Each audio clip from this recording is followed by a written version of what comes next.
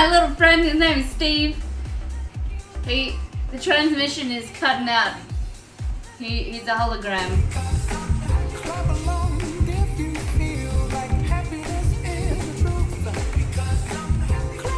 Steve's gonna help me celebrate today. It is Australia Day. Sit up there, Steve. Welcome everybody. It is Aussie Day, the 26th of January 2018. It's Smiley time. So we're going to be cooking up a feast today. So we're going to start with roast lamb, because lamb is probably hands down the Aussie food ever. So we're going to do some Aussie lamb, but we're going to cook it in our pressure cooker because the oven's going to be full. We're making sausage rolls. So I told you we're going to make food out of here, the Down Under box. So what we're going to do is we're going to do pork and Vegemite and cheese. Vegemite and cheese sausage rolls. So Vegemite. We're gonna make the lamb. I don't think we'll need a Vegemite for the lamb. We're gonna make the Tim Tams into some delicious Tim Tam, and we're gonna use the Milo as well. That's actually green. You can see here. Milo and Tim Tam cheesecake balls. We're gonna do some vanilla slice, which is like crispy layers of puff pastry layered with a custard. So we're gonna do a passion fruit custard, another layer of puff pastry, and then topped with a passion fruit icing. It's gonna be incredible. Something that takes me back to my childhood from my grandmother. And then we're also doing the roast lamb. So it's gonna be a full stream today. It's gonna be quite long. But before we go into tonight, we'll go back to last night. You know the drill. Alright, so last night we did margarita pizza with our almond and sunflower crust.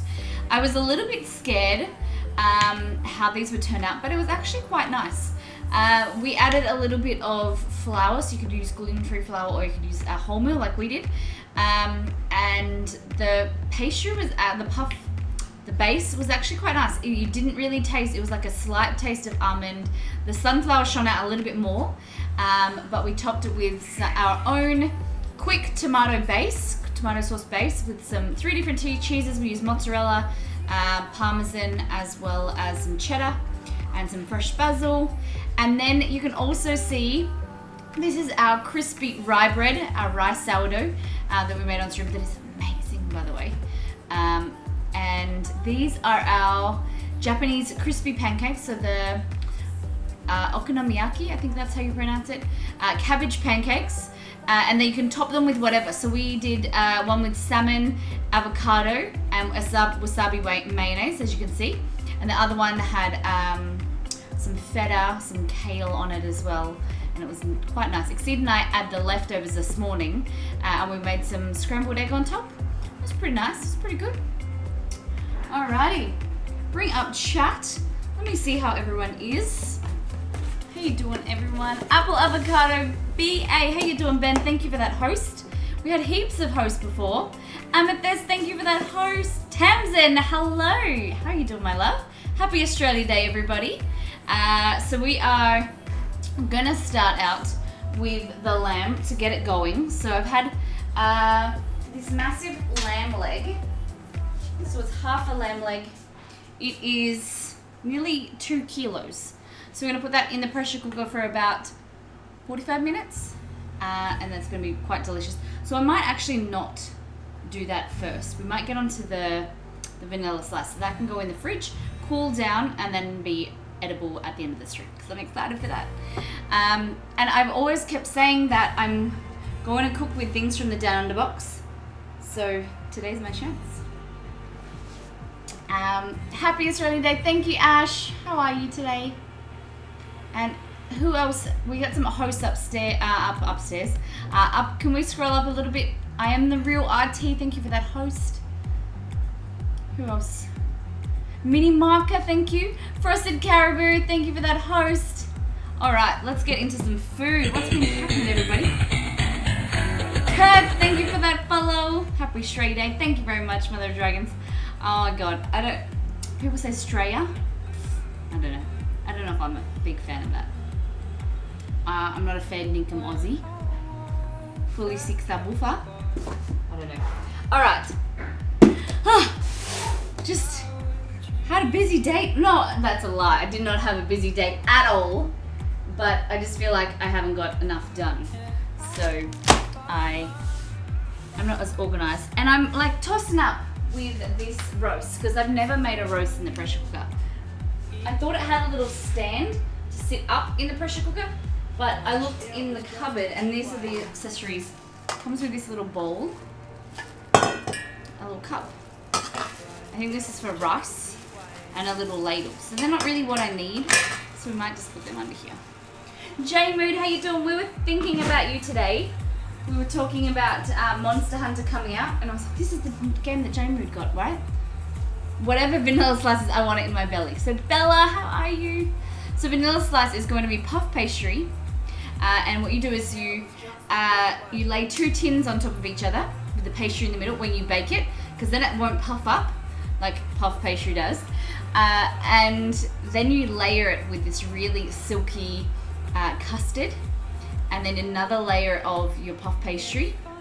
Pop that in the fridge and let it set, and then on the top goes a really kind of zesty passion fruit icing as well. So it's something that Exceed and myself really enjoy. We don't really get to eat a lot of it because it is it's not the best for you, but it is very tasty. It's like a sometimes food. Molly doesn't know what Fallout 4 is. I know what Fallout is. Fallout 4 is the one with the little man, right? The pit boy. Is that right? Am I right? Because I just remember, Exceed, am I right? When she was streaming before, she was playing Fallout 4. Okay. Am I supposed to be reading that out loud? Shit. Actually, just wrote me a message. I read it out loud.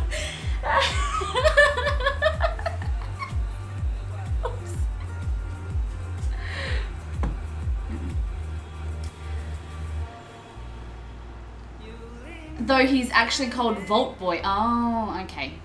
Alright. She tries. I do.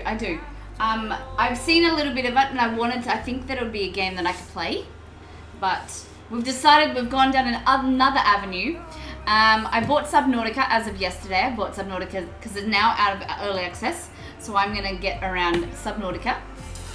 And games with Molly and Exceed are going to be Lego games. We're going to be the couple that play Lego games because I love the Marvel Lego, if anyone's heard of it and played it. But now they've come up with version 2. So we're going to play that together. So until we're going to play Subnautica by myself, and then every now and then we'll play Lego until March, until the pirate game comes out. Pirate what? Something. Exceed will tell me. Exceed will also tell you guys. I started playing Subnautica a few weeks ago. Awesome game. Terrifying. But what do you mean by terrifying? It's not like a horror game, is it? I know that there's some animals that like attack you, but I can't deal with jumpy things. You know that. Sea of Thieves. Yeah, we're gonna get in Sea of Thieves. That's it. Bella, please tell me that it's not scary. I'm out. Exceed. I don't know if I can do scary. I lasted 1 minute playing that scary game. Outlast. Could not outlast. Lego games are my favourite too. Yay! I don't know. I think it's only local co-op, isn't it, Exceed? You'd like oblets when it comes out. You know what the word oblets reminds me of? The comic? What is that comic? With they're like centurions or something. Oblets and something. That's what that reminds me of. I'm just having a really weird moment. It's just creepy because of the unknown waters. Oh, okay. So like fun creepy, not like jumpy. It's creepy. Things don't jump out at you, do they? I don't know how to do that. Oblets? It's oblets. Ooblets? Ooblets? You're on an alien water planet. So, oh, I thought they were like normal sea creatures. Gooblets. Ooblets. I'm just gonna spend the whole stream teaching Molly how to pronounce words. Yeah, that's how we do. All right, let's get some.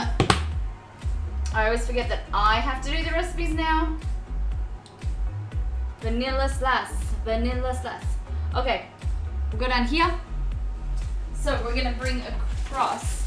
So I have puff pastry, just some regular puff pastry. There we go. All right, regular puff pastry. We've got some milk. What else, Molly? We've got some sugar, some eggs, corn flour,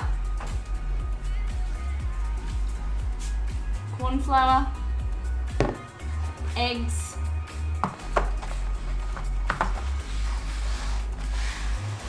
so we're going to start with making a custard. We're going to puff them, cook our puff pastry, make some custard, and then we're going to make our icing.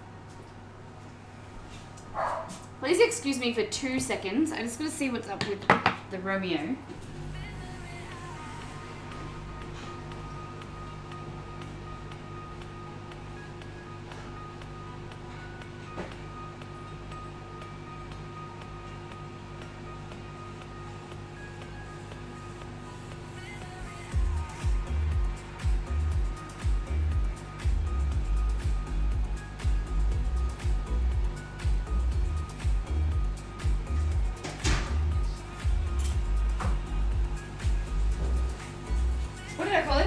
Jerry, I don't know.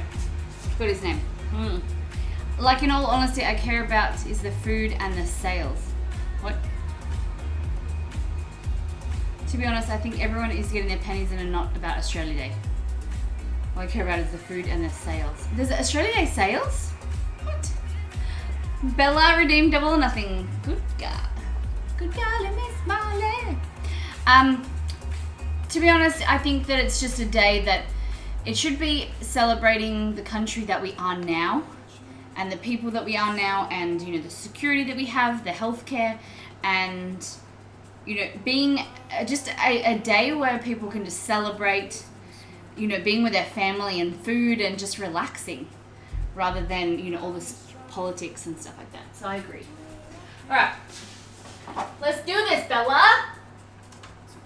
Let's get ready to rumble. My hoop is all knotted. Ugh! Alright, we're not gonna have a hoop today. Let's do this. Oh, do I need to explain it? Okay. So I get 3 shots for those that are new to the stream. 3 shots. If I get any of them in, I win. If I get none of them in, Bella gets $500 Molly dollars. So in-stream currency. Ben is trying to also earn some, I think, to get some Molly dollars so he can do the same thing. All right. Too tough. Okay. Nope. One more. Come on, Steve. Let's do this. Oh.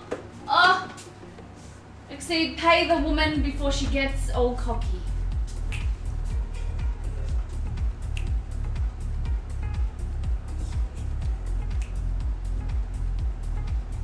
Such a colourful stream today. Yes! All right, let's get into this. Okay, so first what I'm gonna start with is cooking our pastry. So the pastry is cooked through the process of baking. So we want three sheets. My idea is to kind of fit them in there. It's gonna be a hell of a lot of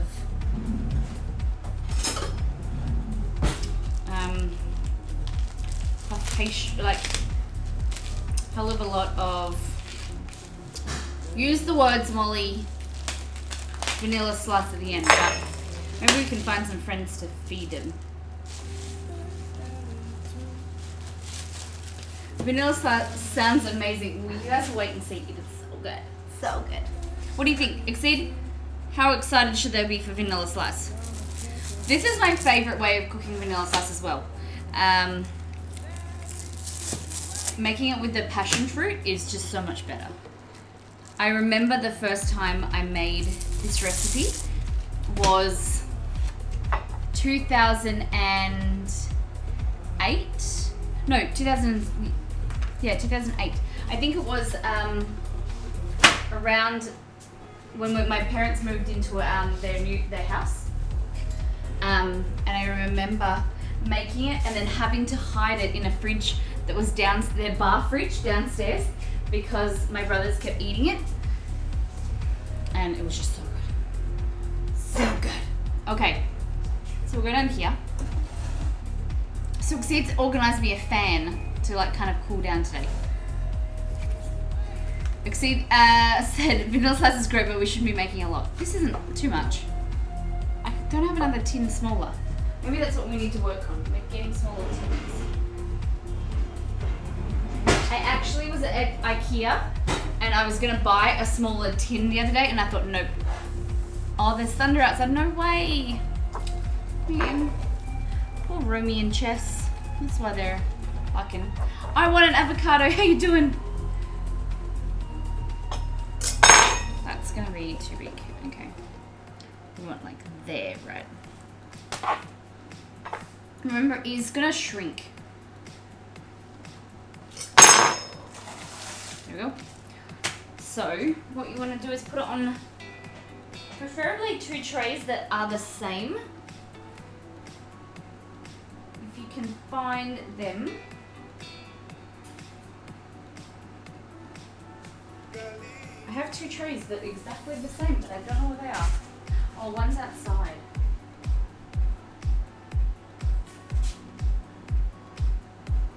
Alright. When I was a kid, my mum would make a Cheats version of vanilla slice with Sayo biscuits. Yeah, that's how my grandmother makes it as well.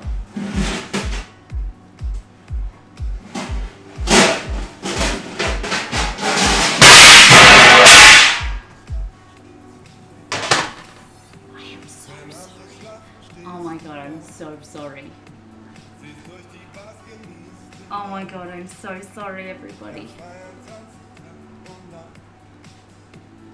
Just know that my heart is going out through the camera and just hugging your ears right now. I'm so sorry. I always knew there'd be a day where I dropped all my pans. I'm so glad that the volume was down. I'm so sorry. Oh my god, it makes me want to cry.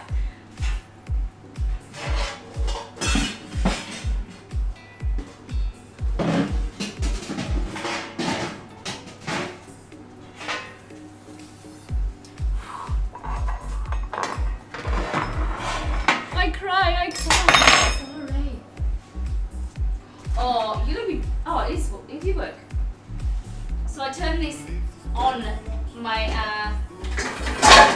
dishwasher on pre-stream. It says 1 hour, so I was just thinking just then that I didn't actually turn it on, and I was going to be so pissed. Because I need something from there. Okay. Where is my other tin? So the only issue that I'm having, you should eat a warhead for that. Oh, Bella, you're so funny. So I have this one, see, this is flat, whereas these ones here, they've got a bumpy bottom, and I don't want to make the pastry bumpy by putting it on top. But it looks like I'm gonna have to. So, let's get some baking paper. That should be just here because it just arrived from the grocery order.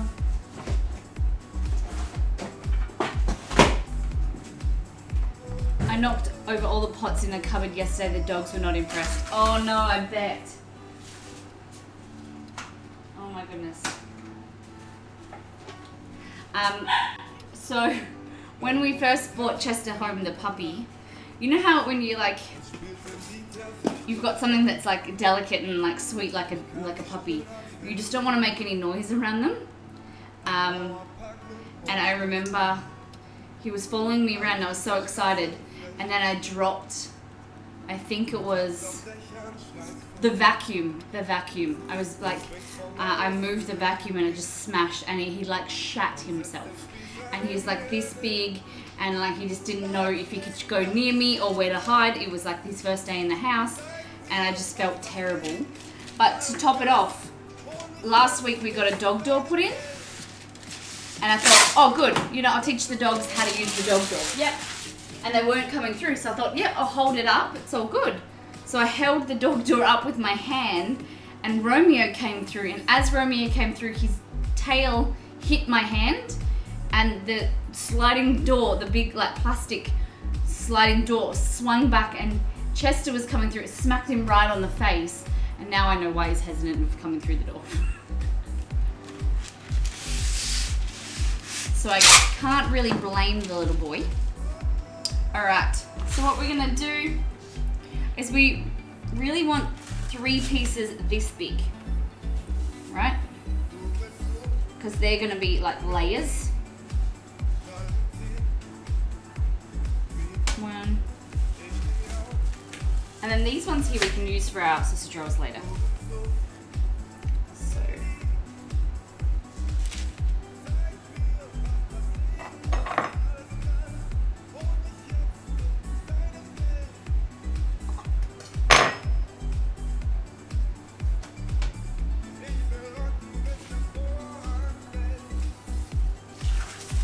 Something like that would be DEFCON 5 here with my dogs. They'd freak out when a squirrel farts outside. Oh my gosh.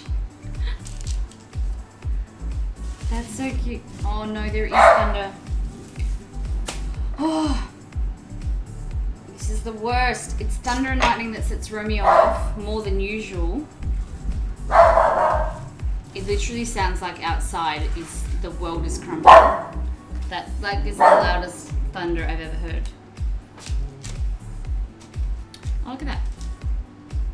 Beautiful. I didn't think it would all fit. Oh, you guys can't even see! Oh my gosh! So they're our puff pastry. So you can either freeze these, or we're going to use them for sausage rolls later. But my favourite thing to do with excess pastry is to cut it up into probably lines about this big. To cut them all up, put it in the oven, and then you want a really, really hot oven to make them puff. Cut them in half when they're nice and cool, let them cool. Cut them in half and put them in jam and cream and then matchsticks. So this is going to go in the oven, but what we're going to do first is do another layer of baking paper, which is here. And we're going to hope this works out the way that I want it to work out. So you want your puff pastry like that, put another layer, and then you're going to put this on top. And what's going to happen is this is going to also conduct the heat to help it cook. But what is going to happen is you're not going to get any puff. So it's going to create a nice, crispy, crunchy, flat layer of pastry. Alright. So my oven has been preheated to 180 degrees Celsius. And we're probably going to go in there and try. Hey Google, set timer for 8 minutes. Okay, 8 minutes. Good. Starting now. Alright, now we're going to make our custard. Okay.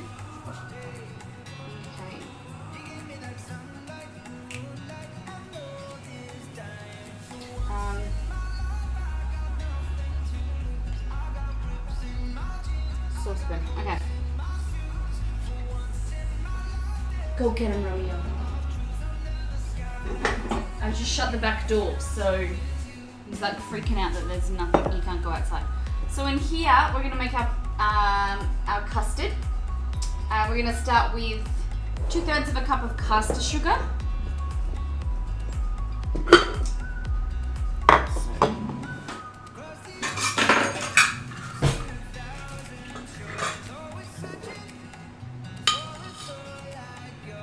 One. Here we go. Oh, my nose. Oh.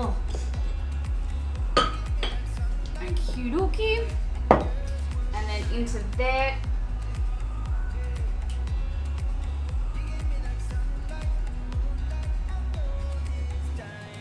We're gonna add our corn flour. So you want 2/3 of a cup of corn flour as well. Oh, dooly.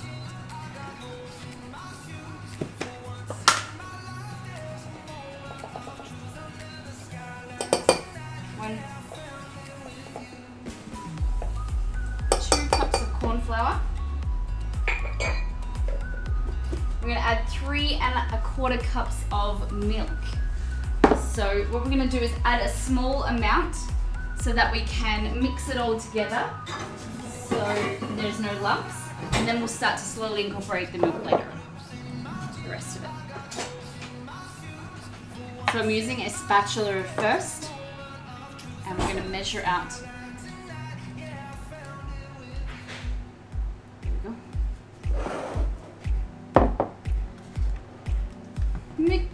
Mr. Green, how are you today? So an Australia Day typically here is for us. Usually we go to a barbecue, or it's just like we have a relaxing day. But this year we've done nothing, which is great. It's been a really humid, hot, like not hot, but more of a humid day. It's a bit gross, to be honest. So we've just been inside. I did go outside to get some extra ingredients, but other than that, we've been doing nothing. All right, so just a little bit of milk, just to start to bring this together. I'm gonna add our eggs a little bit later. Are you in Sydney? We are in Melbourne. Happy Australia Day. How you doing, Lost Podfiles? So I've been living in Melbourne for just over 9 months now. So the reason I was going to use a spatula in the first place, which I don't know why I didn't, is you want to make sure you get into these edges and get all of the corn flour to prevent any lumps from forming before you start to cook it.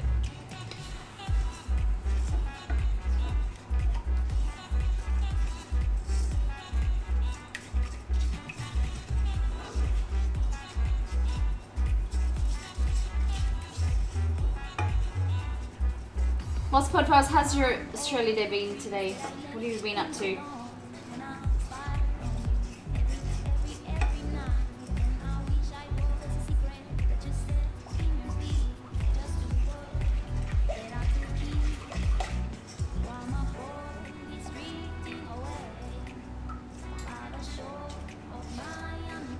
Hey, Pode, what's happening?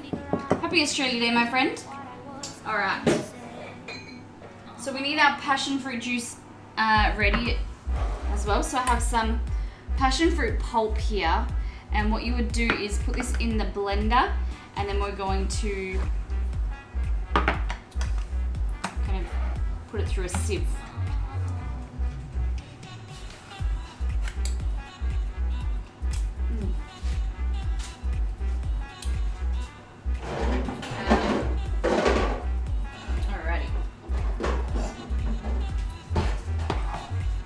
Passion fruit pulp in there.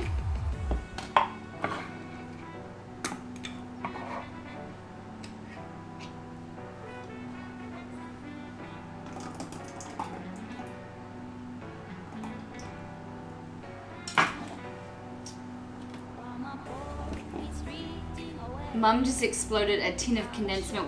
What? Oh my god, what was she doing, Jamud? You're excellent. That's good to hear. Alright, we're gonna do some muting, and we're gonna blend this real quick just to break it all up, and then we're gonna put it through a sieve, okay? So Exceed if you wanna mute.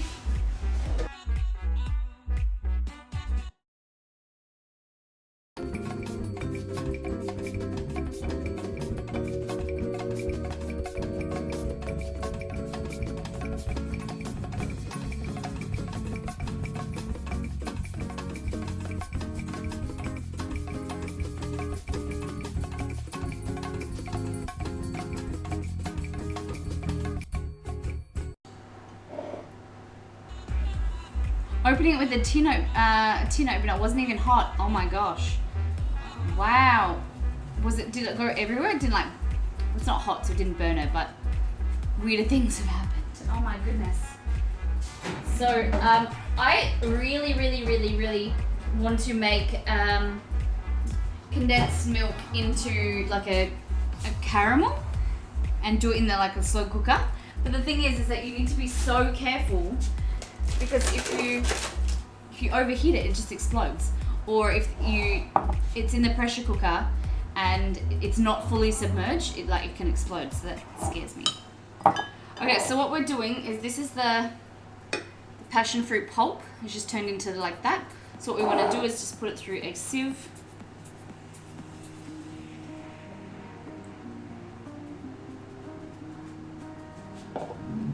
I don't know if I'm regretting this or not, because this is what the instructions said to do, but oh no, it's actually working, kind of.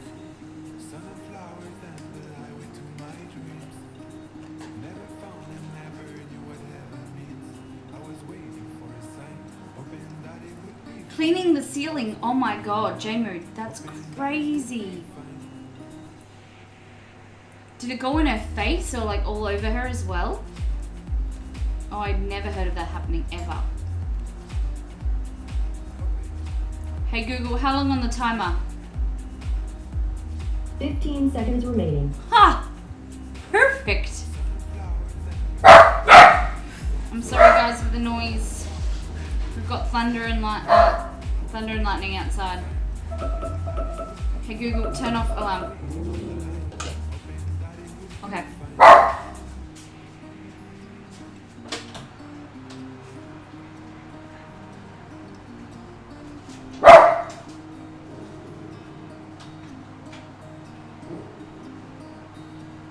Hey Google, set timer for 5 minutes.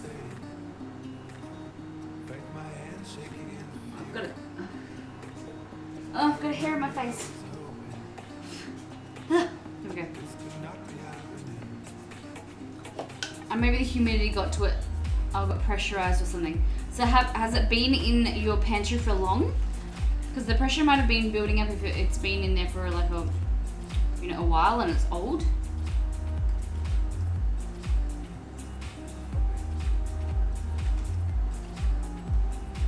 So you're just draining this passion fruit like a week. Oh, okay. What is she making with the passion? Now I've got passion fruit on my mind. What is she making with the condensed milk?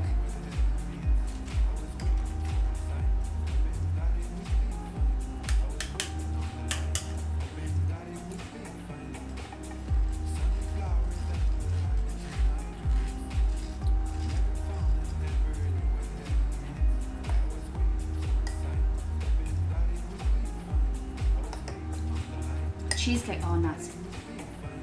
Okay.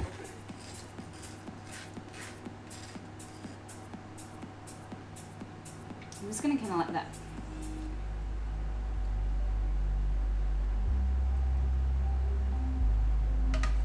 Sit. And then if any more comes out.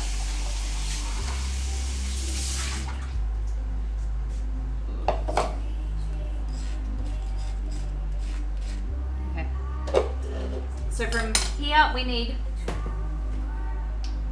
half a cup of passion fruit juice. We also need 3 1/4 cups of milk. So that was 2 cups of milk. We need 2 egg yolks. So here we'll use the egg white for later for egg wash.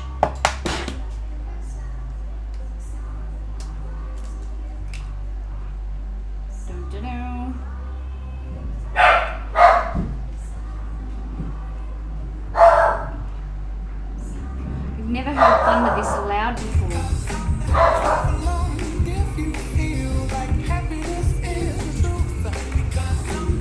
Aaron, thank you for that post. Let me fix my green screen.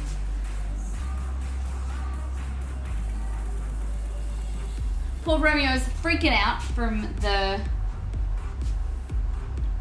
thunder and lightning. How is Australian Cocoa Pops?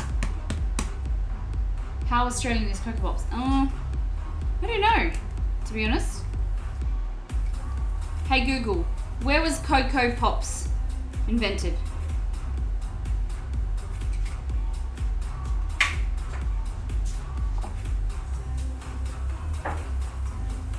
According to Wikipedia, Cocoa Puffs is a brand of chocolate-flavored puffed grain breakfast cereal manufactured by General Mills.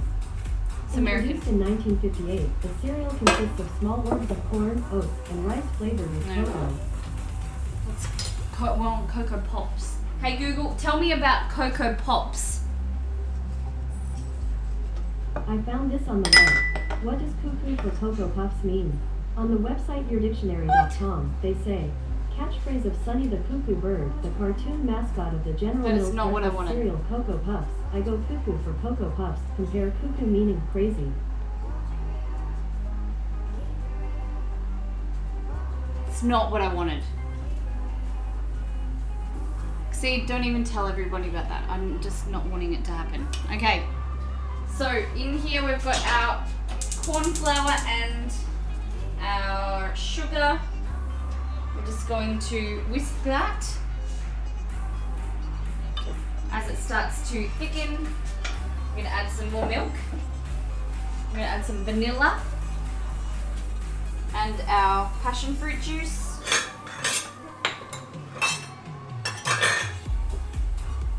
Oppan Gangnam Style. Gangnam Style. Oppan Gangnam Style. Got it raw! Thank you for that resub! 6 months in a row, holy dolly. Thank you so much. Lovely to have you here with us. I think your Google Home is using Bing. How are you, Got it raw?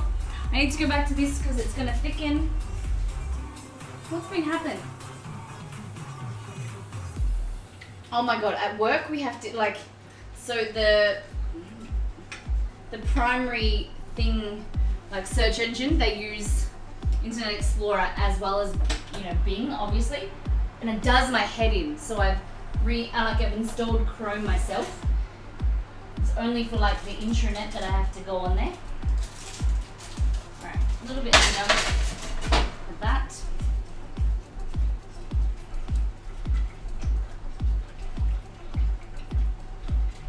So for those that are just joining us, we are making some custard.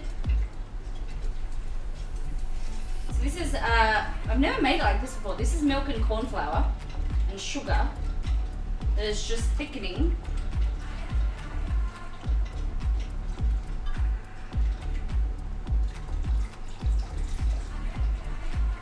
And we're just stirring it, whisking it.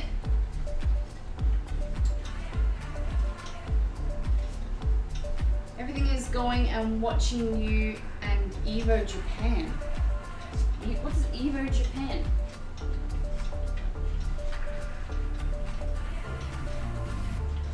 Happy Australia Day, everybody. Oh no.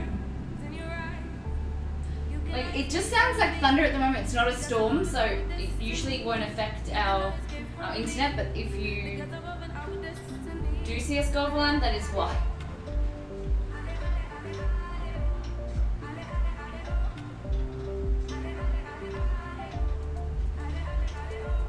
Cocoa Pops. I think Cocoa Pops is American. Okay. Is Sanitarium Cocoa Pops, isn't it? They're American, right? Right? Can I get someone to... Oh god, hiccups. Can I get someone to Google it? I just sound like I'm choking on my own air.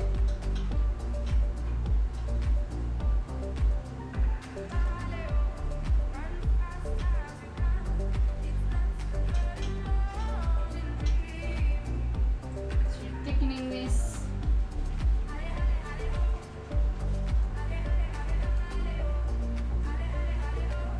Kellogg's, oh yeah.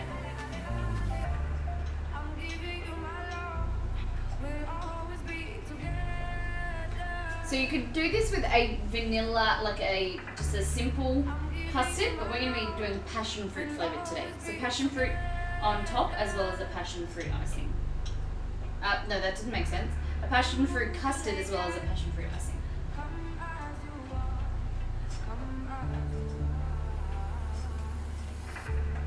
It's great having a balloon whisk like this because if you bend, like you push down, it flexes and then you can get in those like edges. And you hit this point where there's like no thickness and it's not thickening at all, and then all of a sudden it'll, and the heat will get to like the temperature will rise, we'll get into a certain heat and then it will just start to thicken. So that's about now. So I'm just being really gentle. And turn down the heat.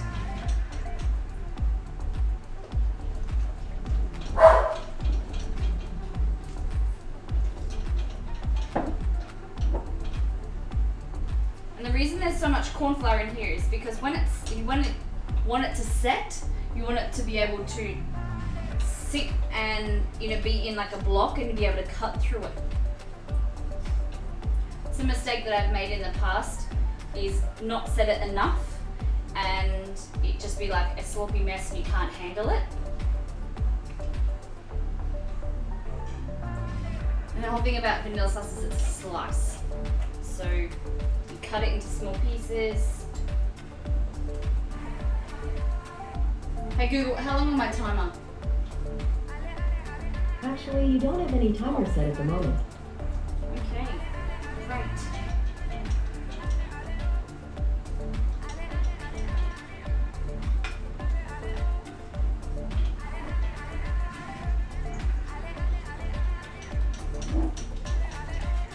And if you are worried, you can use like an immersion blender or something just to get out some lumps that I might do. Just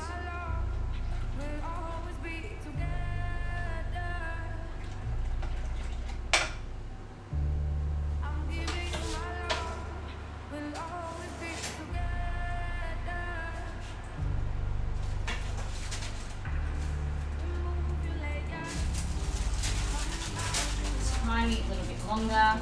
The fluffy pastry. It does look very, very good.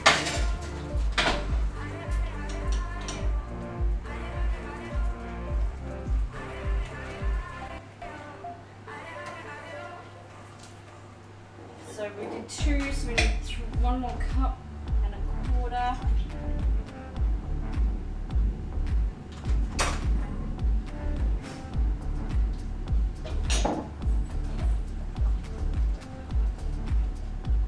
So I'll just turn the heat off and I'm gonna get my immersion stick blender. So Mum's now pumping 80s and 90s music and I think the condensed milk fumes are getting to it. Oh my gosh, I love that! She's loving life. Is your mum in the kitchen? Oh, God, I'm good with dropping things down, guys. Is your mum in the kitchen often? Or is this something out of the ordinary for her?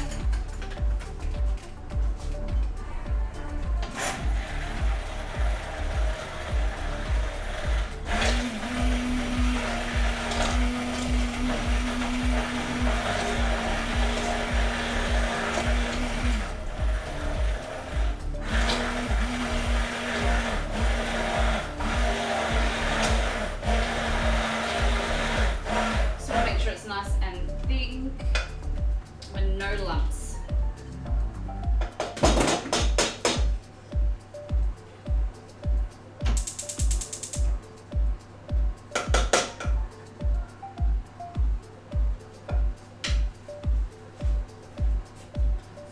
So reminds me of that white sauce that Link made us, we made with Link's waffles.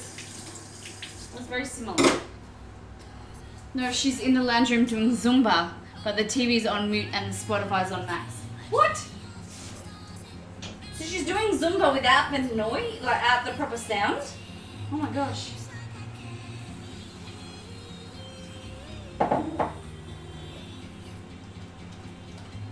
Alright, so last lot of thickening. So now we know there's definitely no lumps, but you can do this at the end as well once we've added the egg yolks.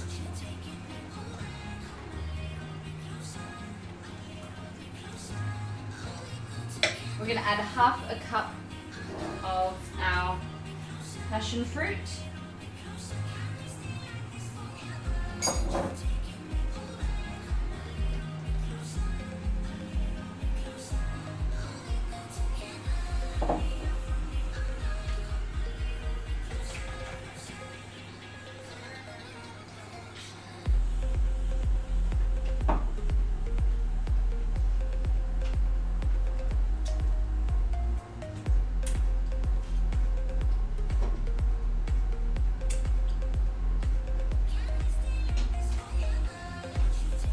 once we transfer it over, we're gonna add in our egg yolk. Yeah, spoon's a little bit more cooking. The egg yolk as well as vanilla and our butter. Honestly, I don't know, the Spotify music is better.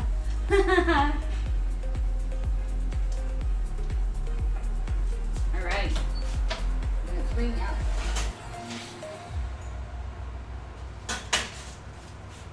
Oh, this pastry is looking good.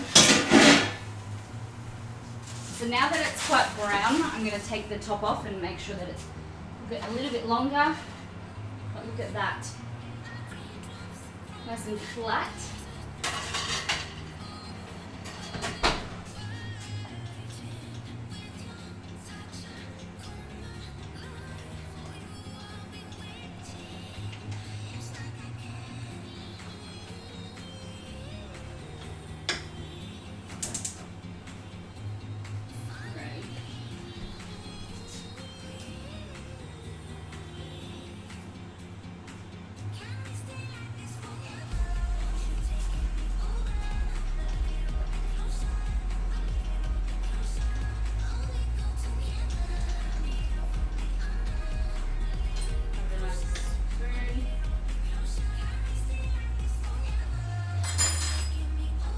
So it's still got a little bit of an aftertaste of the corn flour.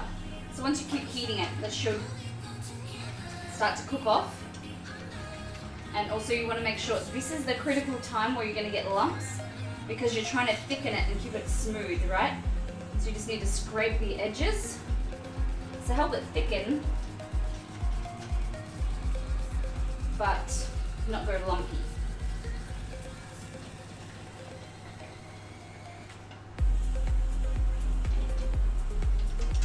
Oh, look at that, getting much nicer and much better texture. Oh, my arm's getting sore. And that's the danger zone. No, because it's better to do it on a lower heat and stir it less than cooking on a high heat. Your arm getting too sore and then you ruin it.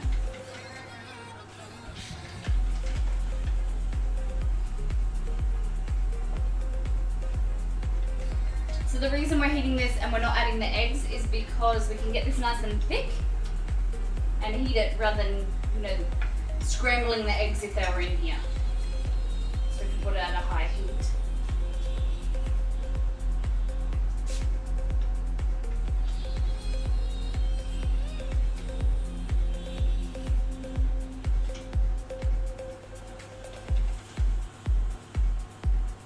That's looking good. Turn that off. Or maybe a tiny bit more.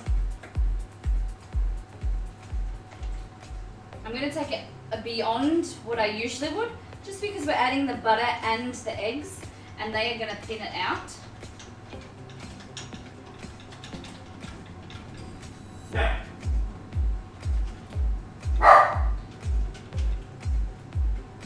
we go. Off.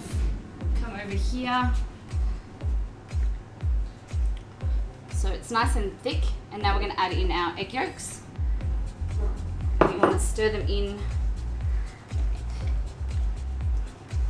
really fast so that they're combined.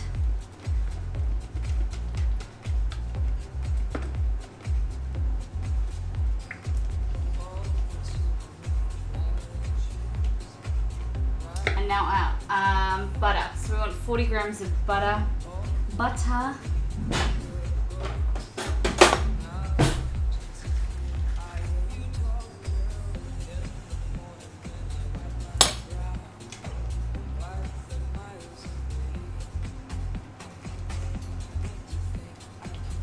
Oh, look at that.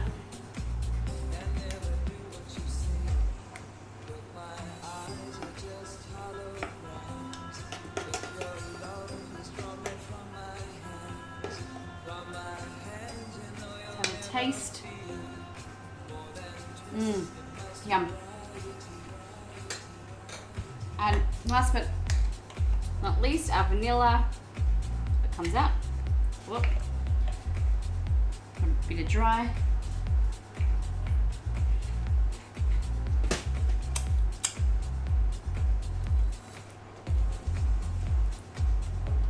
There we go.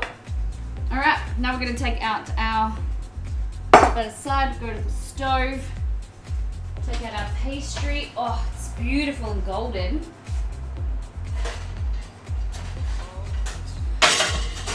Bit of even colour throughout, and it's not too puffed, which is great.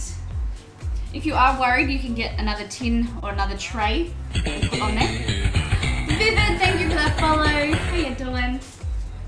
You can put your tray back on there and even put like a weight or something, just to kind of give it push a little bit.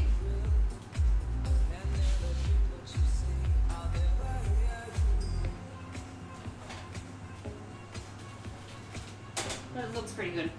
Looks pretty good. Gonna make some amazing layers. Alright. So we'll put this together, but what we just need to let this custard cool. Look at that.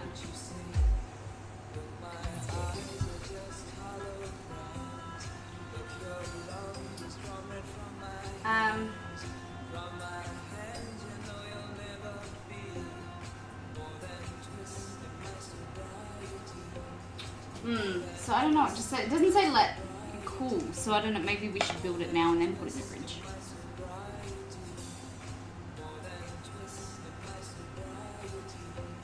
Yeah, let's do that.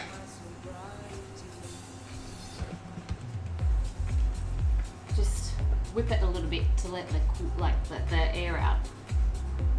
And I'll get my pastry and bring it over. My pastry.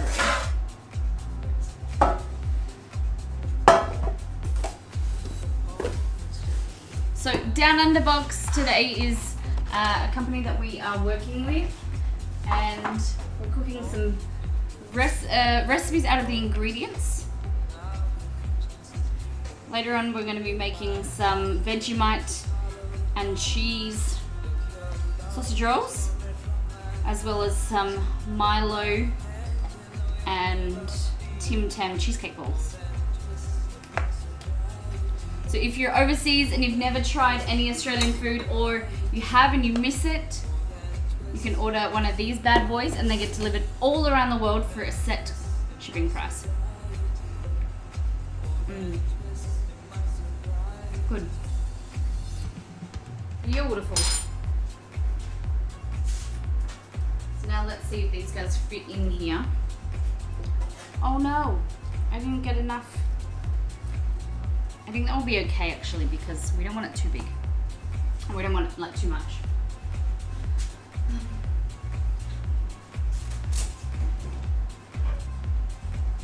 Oh, I'll use this chopping board. Out of here.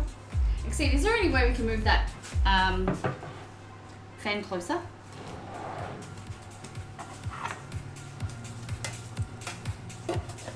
Kind of just needs to be like a centimetre, isn't it?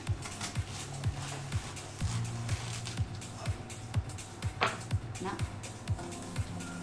There we go, perfect.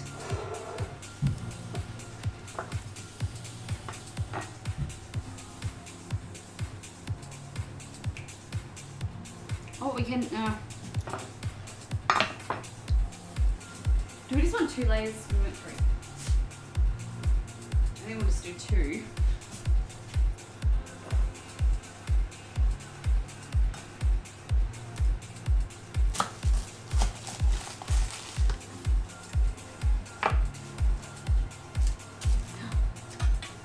Oh, I made that big, too small. Okay. So what we're going to do with that one is put that there. So that one kind of fits.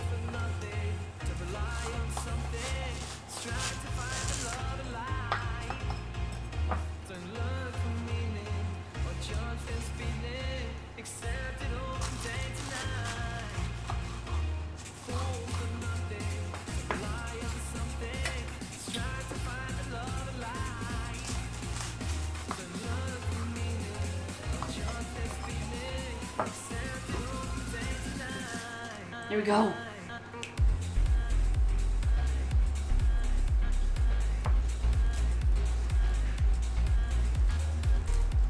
that bit's gonna go in there as the top. And then we also need that much. Maybe it's more, but less. We can figure that out later. Aussie, Aussie, Aussies! Go Ollie, how you doing?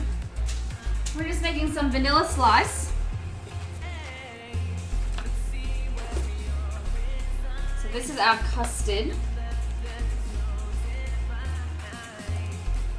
I don't know, I just feel like it's too hot to go onto there.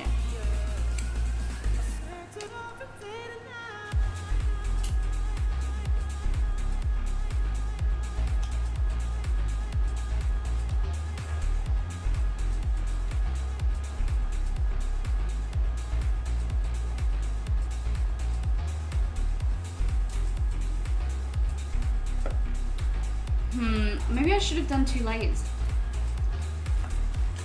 I'm worried now. We'll just do 1 layer. Who cares?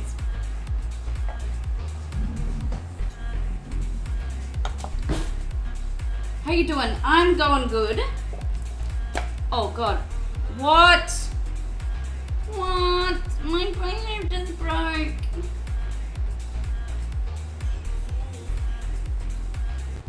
That's the end of the mixing then. Rip. Rip, little whisk. You served me well.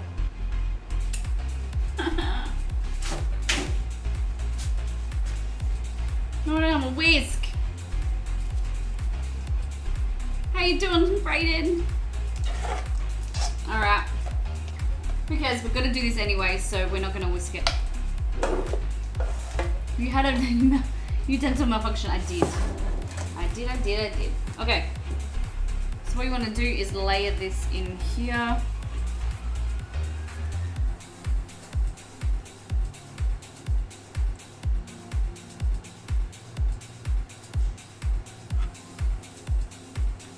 See there, you have to have a mix between enough custard in there, but then also eatability scale as well. It has to be edible and not get all over your fingers. Maybe we'll do a little bit more. So I've got a little bit left. That can go with the seed.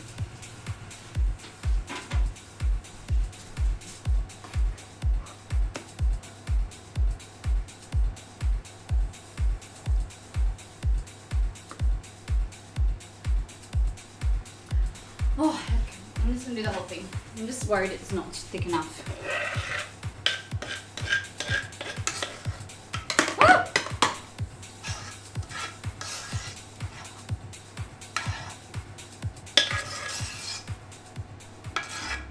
There we go.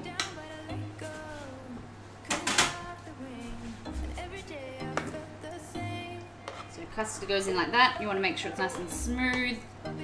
And then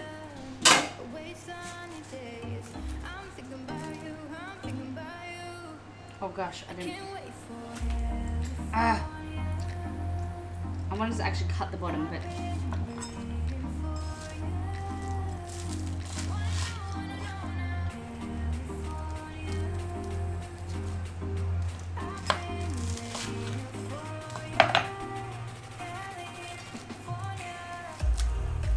there we go. And then that's gonna go in the fridge for about 2 hours. And then we'll do the icing, okay?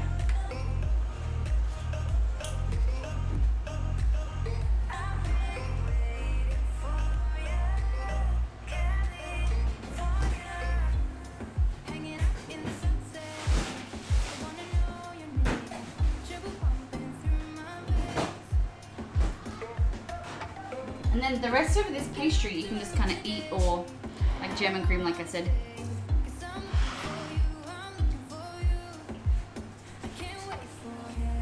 Dip it in your leftover custard. Whoa. Like that.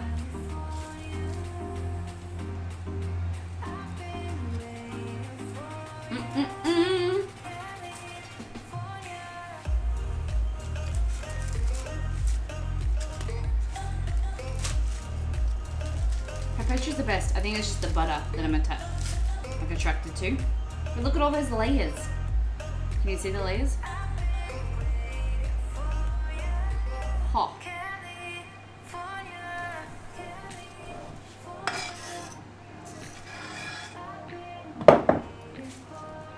So then this was what the vanilla slice, that people don't know what it is like.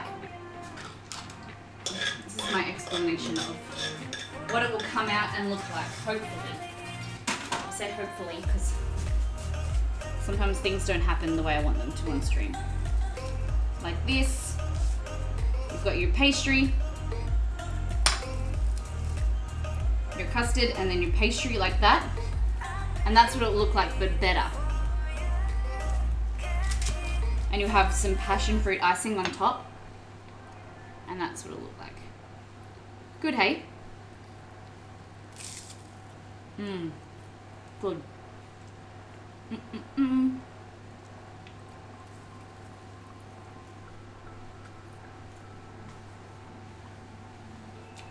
Okay.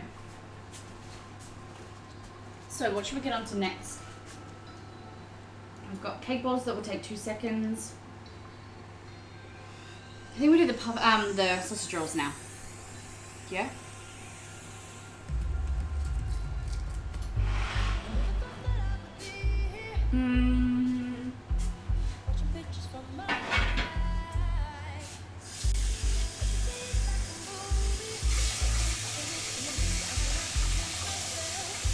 So the problem with custard is if you make it in a saucepan, you need to soak the saucepan ASAP, or it sticks like shit.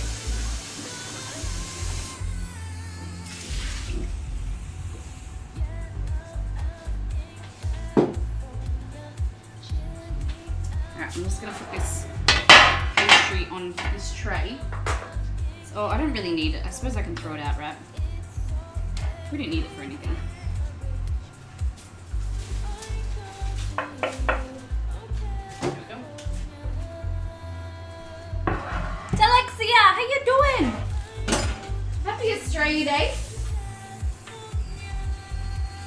I got half of my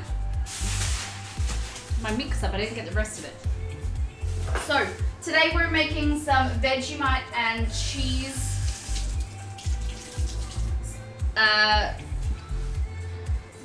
sausage rolls. I was going to call them spring rolls for a second. Vegemite and cheese sausage rolls. So a play on a traditional with a traditional twist. And we love sausage rolls. It's not something that we eat a lot, and I haven't really. I think I made them once on stream. It's one of those things when you go to parties and birthdays and things like that. Is that a real roux or CGI? This is my friend. His name is Steve. Transmission, he's coming from the moon, so his transmission's fading a little bit. If he stays in one spot, he's happy. Okay.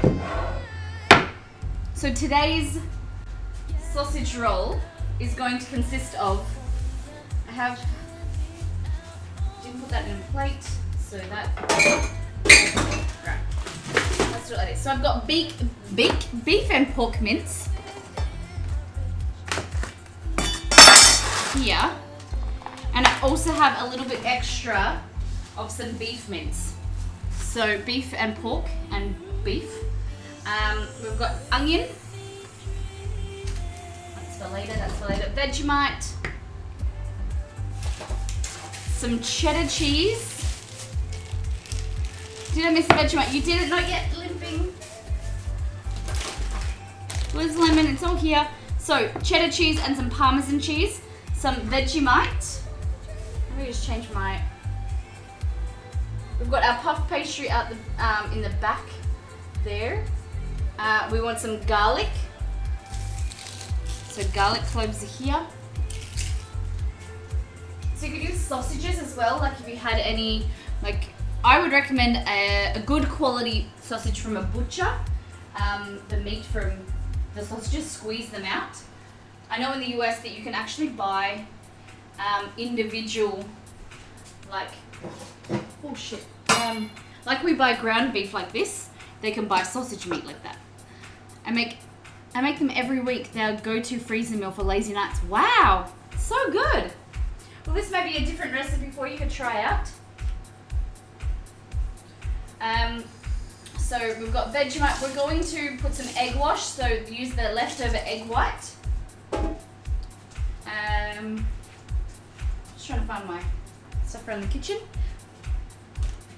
We're going to use panko breadcrumbs, or you could use like a fresh loaf of bread. You want 2 slices and make some fresh breadcrumbs, but we're going to use panko because I like it and it's easy.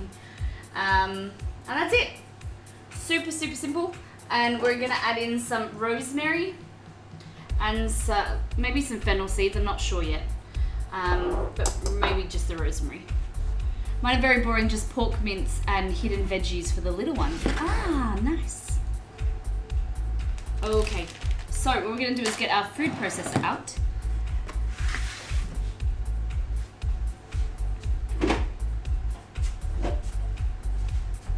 That's that. Need to go out here.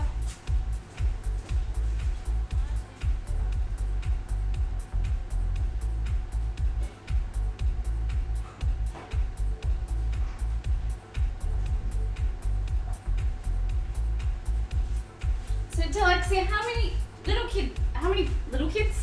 little kids do you have? The little ones. You're too young to have kids.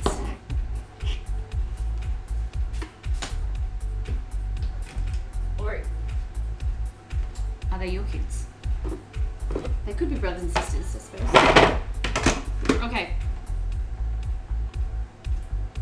You have 2. Oh my goodness. How old are they? Girls. Oh, lovely. See, I always said to exceed. I grew up with cousins that were boys, and I've never really had any friends that have had girls. So I don't know how I would be with, like, as a mother of girls. I don't know. I think that I would not prefer, but I think I'd feel more comfortable with boys. Because I'm not a girly girl either, so I don't know. Okay, in here, you want to put your beef and your pork.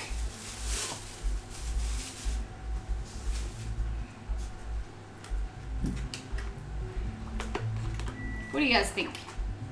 Is that bad to say? But I think I'll be happy with whatever I get. Over the moon, actually. Over the moon. I might actually use all of this beef. I always thought I'd be a better mum to a boy than a girl. They're chalk and cheese. One is super girly and the other one is a tomboy. Yeah. See, my mum, when she had me, she was so excited because she was told that she would never be able to have kids again after my 2 brothers. And I think she mentioned this when she was on Australia Day.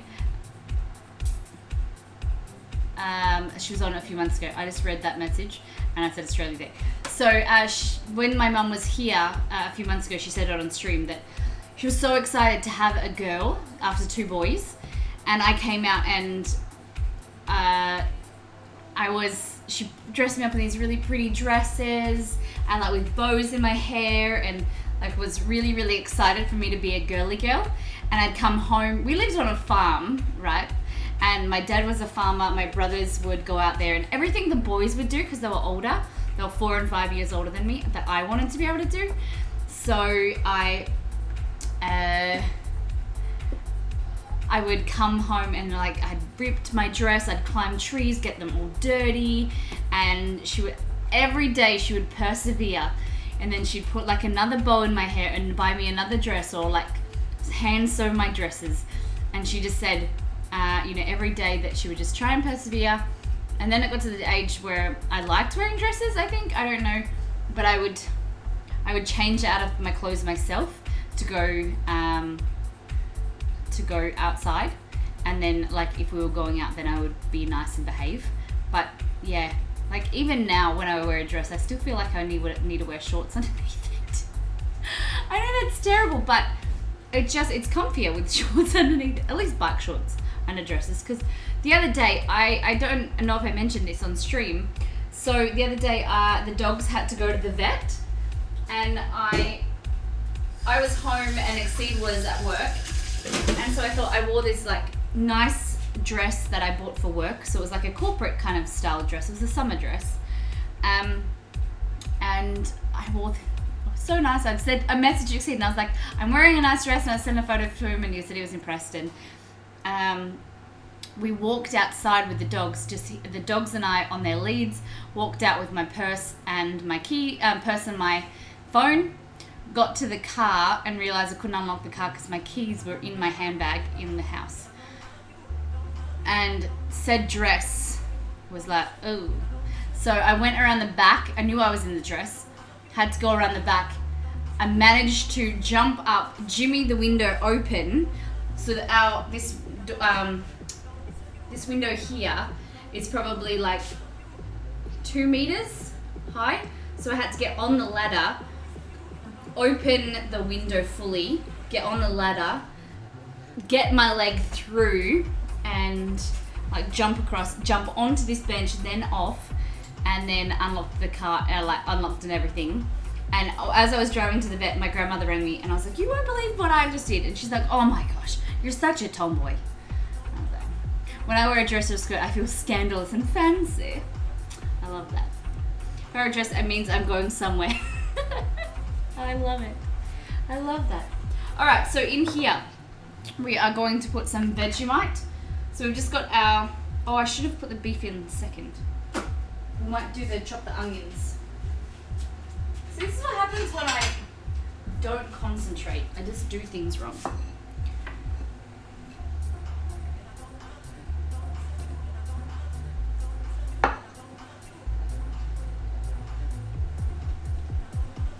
It doesn't matter if I leave a little bit in there, but I just want to chop the onions up.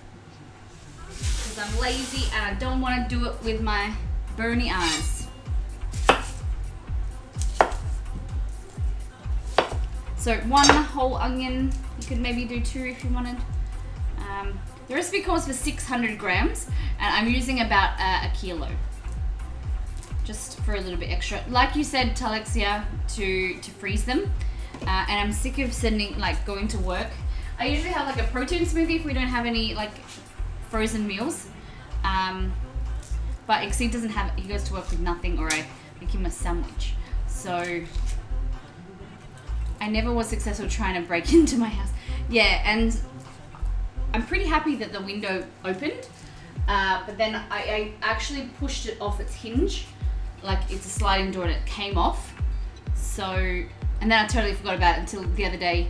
It was like a day later. Exceed was like, why is there air coming through? And I was like, oh shit. So that day that I had to get out and I got locked out, I went and bought spare keys and they've hidden at the house, in front of the house. Redeem double or nothing. Oh my gosh. All right, let's do this. Get out of the way, Steve. Let's do this. All right, 3 shots. If I get any of them in, I automatically win. If I lose, I get none in. That means Lincoln Lightblade gets $500 Molly dollars. Oh, that was, I knew as soon as it came out of my hand. Oh. Oh, what? I reckon if that had the net, it would have gone in. Nah. Link, $500 Molly dollars. Let's just pretend that one never happened.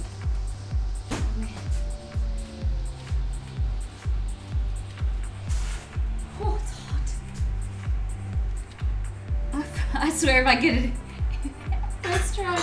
You don't need to be mad. I suck. Alright, so that's gonna go in like that. Food processor. We're actually gonna put 3 garlic cloves, 3.5.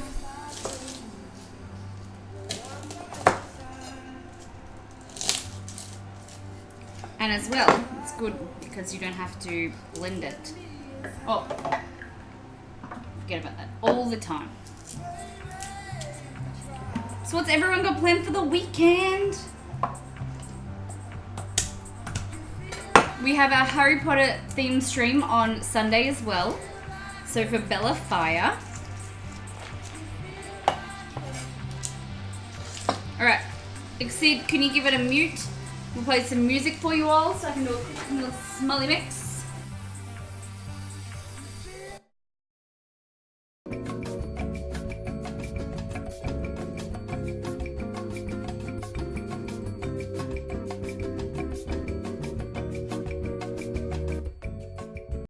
Now the meat can go in. I thought of you the other day, Molly. I was at a kitchen shop and they had your onion glasses. Did you buy some for yourself? Or are you just not, are you not a wimp like me? So we put our mint in there. We're also going to add our Vegemite. So you want about one and a half tablespoons of Vegemite. Exceed, am I allowed to use this one? Do I have to use our one? Aww.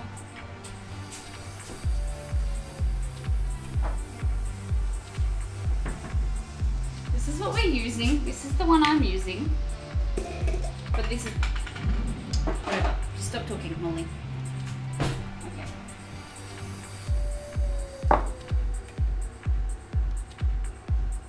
So I'm just going to use about that much. See, chat? That much.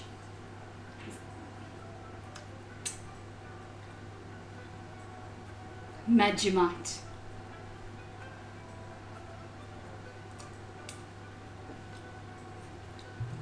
So Vegemite has a lot of umami, if anyone knows what umami is. So it's big mouth flavor. So you know when you eat something and you get like that whole mouth experience, because it's usually something that's salty. So you've got seaweed like kombu. You've got Vegemite, anchovies also. Oh yeah, a heap teaspoon. I don't want to add too much, I don't want to ruin it. But I have Vegemite questions. Please hit me. Hit me up. What I might do is actually make the mix, fry a little bit, and then we can always add some more. Okay. So now we want 2 cups of grated cheese. So I'm going to add some of the Parmesan.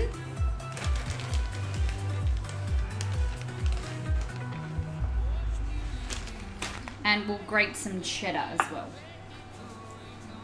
What was your question? Questions, Lemon? Hit me up.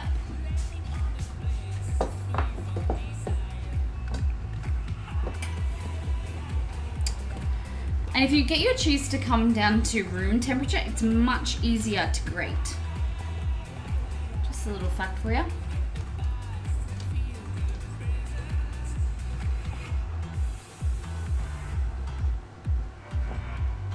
Okay. So what's going to happen is this cheese is going to create little pockets within the sausage roll, and it's going to create really delicious flavor. Is Vegemite enjoyed by most people? If a kid opened up his lunchbox and found a Vegemite sandwich, yeah, I reckon it's something that a lot of kids, like I grew up with it, and I know a lot of family members that grew up with Vegemite. It's great because kids' lunches these days are strictly Vegemite and cheese. Would be likely, yeah, Vegemite and cheese is good. Kids' lunches at school, I don't know if it's the same in your country, those people in chat that have kids, but there's so many strict rules around it behind, like no peanuts or like nut butter. You're not allowed peanut butter, almond butter, things like that, because kids have allergies. I've heard it's a nutritional paste, like medicinal. I wouldn't say it's medicinal. It's got a lot of yeast in it and salt. So if you had, it's got vitamin B1 for brain function, B2 supports your nervous system, and B3 is for energy release, and it's got folate as well. So folate is really good when for pregnant women to take folate supplements to help healthy development of their baby. So it's high in folate as well. Sounds like it's a replacement for butter. Oh no, you have to have butter with it. Have to have butter. It's great with cheese because cheese balances the saltiness.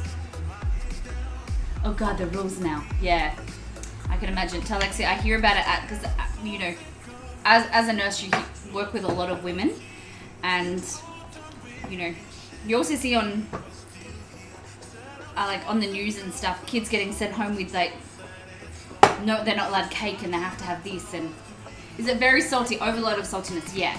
So it's very salty, but that's why you only eat it in small amounts. I, on my toast, like only a small amount, whereas Exceed it, and I know my mum like scrapes it on. So it's all about, you know, your personal preference, and it's very much an acquired taste. You know, a lot of people will come in and they'll go too strong with it, but if you have an Aussie that, it's good for mouth ulcers. It is, yeah. So the saltiness is great for the salt in it is antibacterial, so that's why it's really good with mouth ulcers.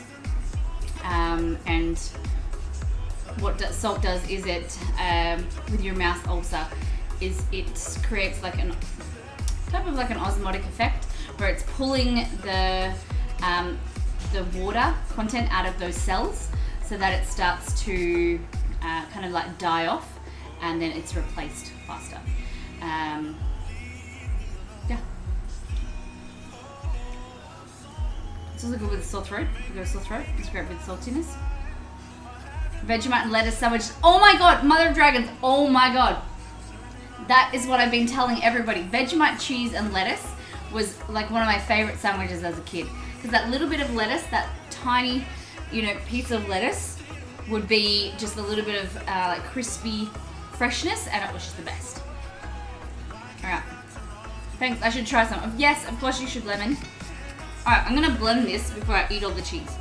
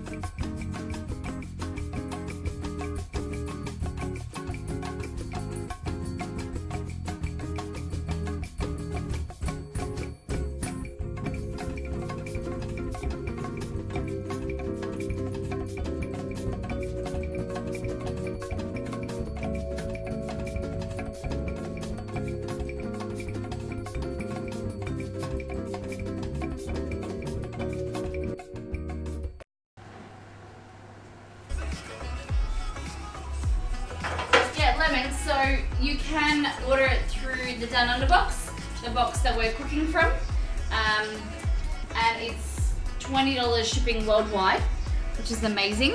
But then you can organize, a lot of times you can find it online if you wanted just the Vegemite. That made me sound food drug dealer. Tell Alexia, what would the kids say? All right, so what I said before is just want to make sure that this filling tastes good. So what I'm going to do, take a little bit of it, like a tablespoon or whatever, fry it up and see what it tastes like, okay? So we're going to go to the stove, get our pan out. And this is what you do for wontons, or like if you're making dumplings. Just fry a little bit of the filling because you can't change it once it's already cooked. So, or like once it's, you know, inside something.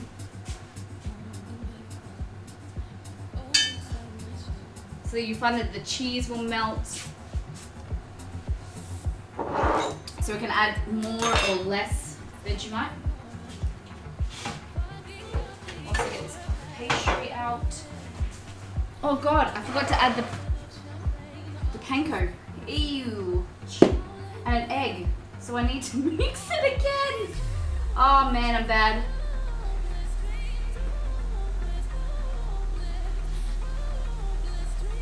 At least we got the flavor.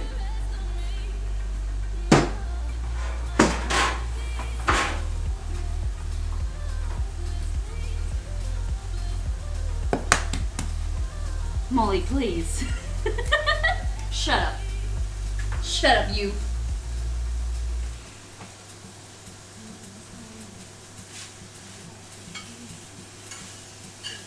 What am I concentrating?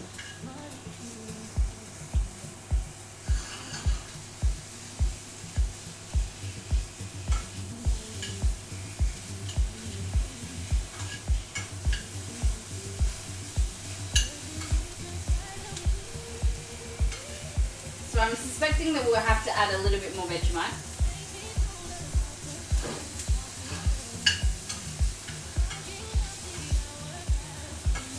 This I remembered before we rolled them, guys, that we needed the egg and the panko.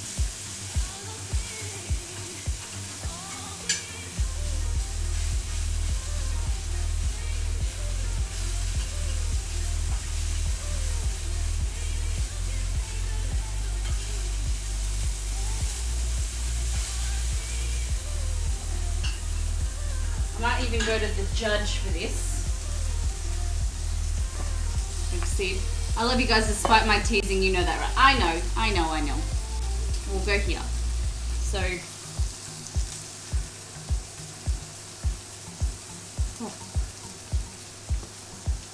oh my god, this is so good.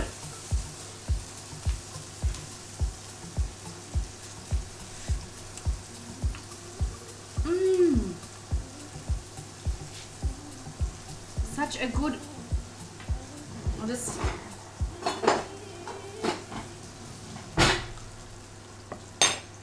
I know Judge XC won't really enjoy this because it's hot, but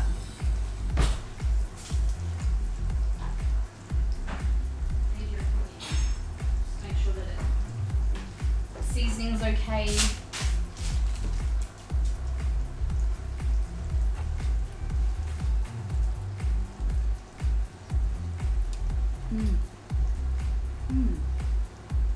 I like it.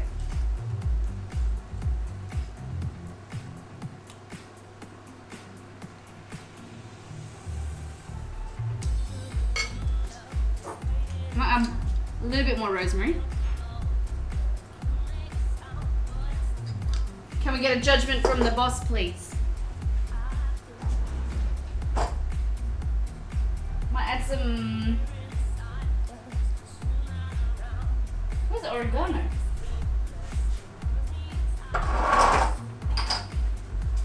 Yep, all good. Beautiful. Alright, guys, we're going to mute real quick and make the final Miss Molly mix with all of the ingredients in there.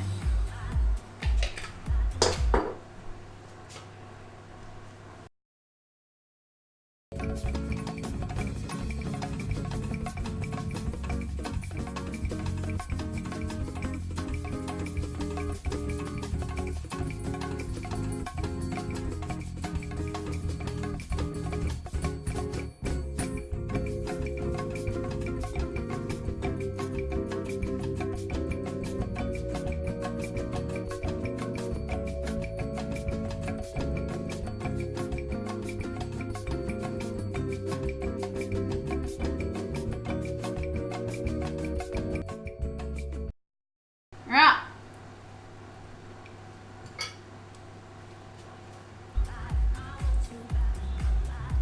Vegemite as well now. No?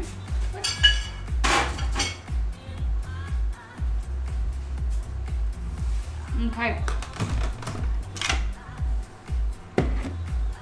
Holy dooly, it's 8 o'clock already. Man, we're gonna get a wriggle on. So after this, we'll get onto our lamb. And then our cheesecake balls.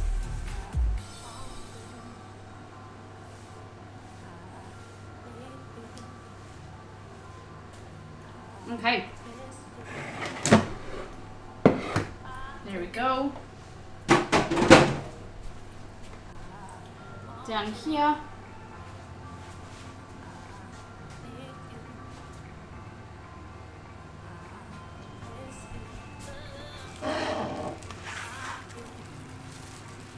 Alright. So you want to use the leftovers.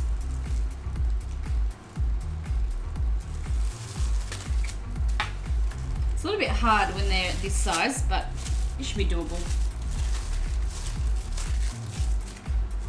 So Alexia, do you think that you'd be open to doing Vegemite? Is that something that you think that you'll try?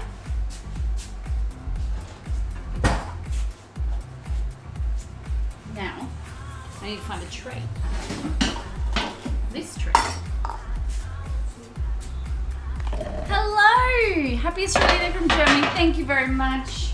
How you doing?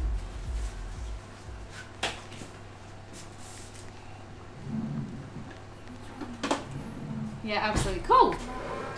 So what we're gonna do is get the mixture, and you want to roll it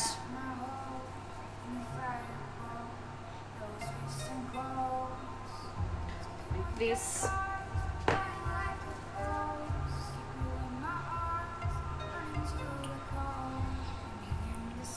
So thick enough that it's not doubled over, but thin enough that it covers and wraps around at least once.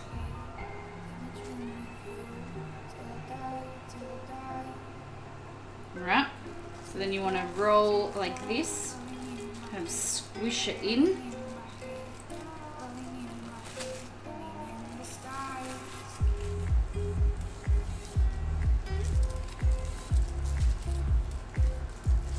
Is it going to cover, or might just take a slight amount of mix out?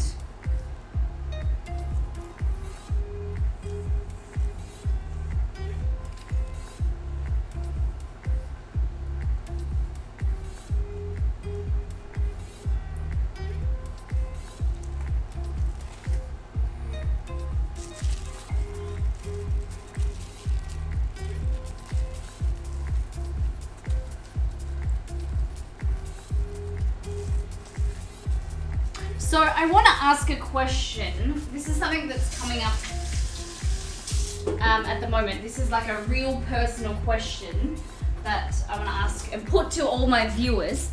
So Exceed and I are in the midst of deciding how we're going to like plan our wedding, right? We've been engaged for a year last November, and we want to get married this year, but we're not sure how we want to do it. So we definitely don't want a big wedding, but you know, I want to know if there's anyone in chat, if you know, of what your thoughts are on having a wedding, or if you would have just eloped, if it's worth it, if it's not worth it, whatever.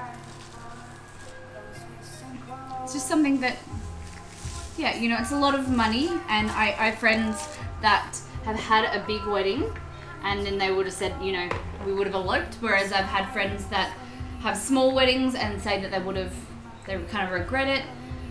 Thank you very much, Lemon. And they wanted to have more people there. Eloped every day, all day, really?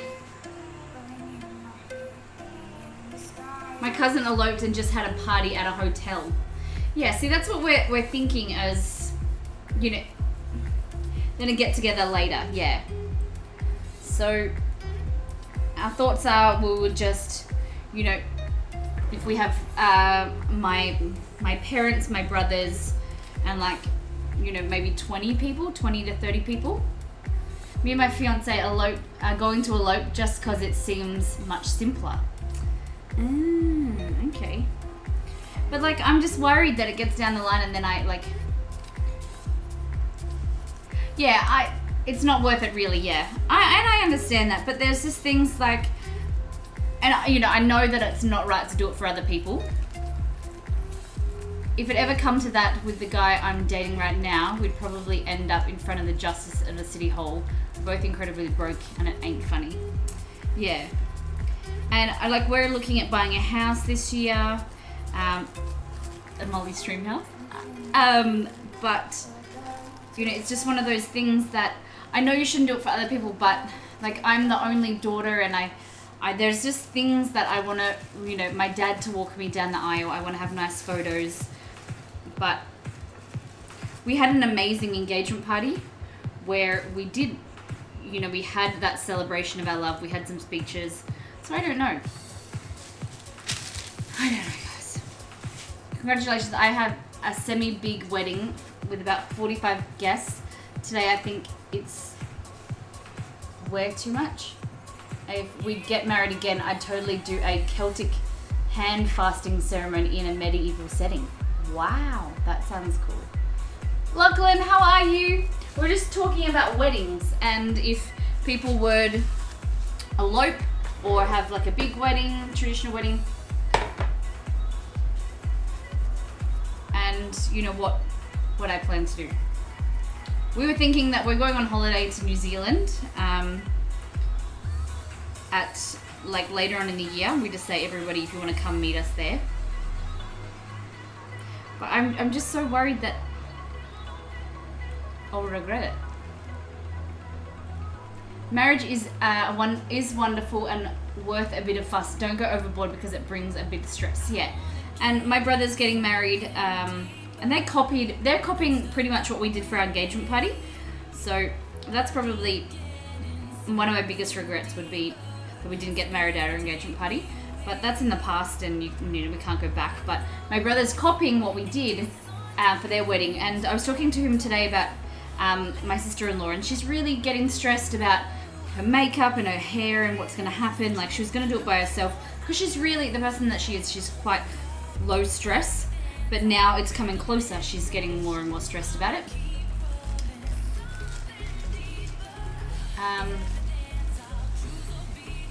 To be honest, having someone in my generation is too frugal.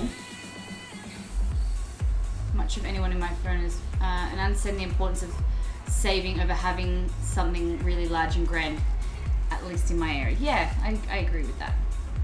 We are thinking we might do, I think it's needed to have all the traditional stuff. My brother's wedding was huge. They paid $25,000 for it. They honeymooned in Hawaii. They later wish they saved. Oh, okay. Yeah.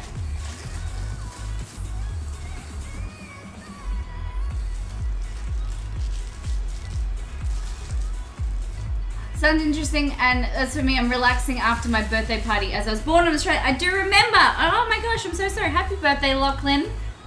Hope you're having a fabulous day. Now you're relaxing. Have you been up to much? Or have you been like, do you get to spend Australia Day on your terms, doing the things that you want to do?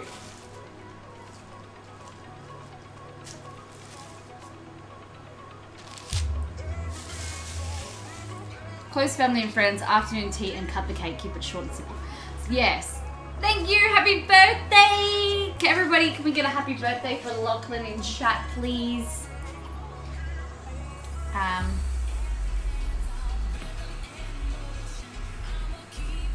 A house is much more important step, money-wise, yeah. House interest. I can tell you, planning a wedding can be a lot of stress. My friend had a pirate-themed wedding last summer and was planning it for 2 years. Oh my gosh. It was worth it, but in the end she said she was bridezilla. And I don't want to be like that. I want to have a special day. And I am the type of person that I am a little bit of a control freak when it comes to things, and I stress. It wasn't until I realized, until I started dating Exceed, that how chilled he is. And I think that I'm chilled, but I do start to stress sometimes, and I don't like to be that person, especially on a special day. So my idea was just trying to find like a property or something that we, could house, at least 20 people, 20 to 30 people, like in camp or whatever. And we just have like a barbecue. We can have like a whole weekend with a pool, and everyone can just go there, and it's just really chill. The next day we can do wine tasting and go through the wineries. That's okay. Well, we usually have my birthday before Australia Day and spend Australia Day relaxing, but didn't quite work out. Been pretty good party today. Very nice. Well, that's great to hear. I'm very happy that you're had a great day. Alrighty. So, I need another tray.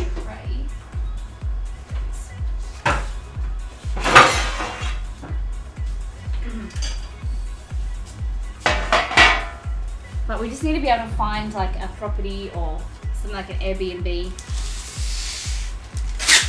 Just have a wedding weekend, yeah.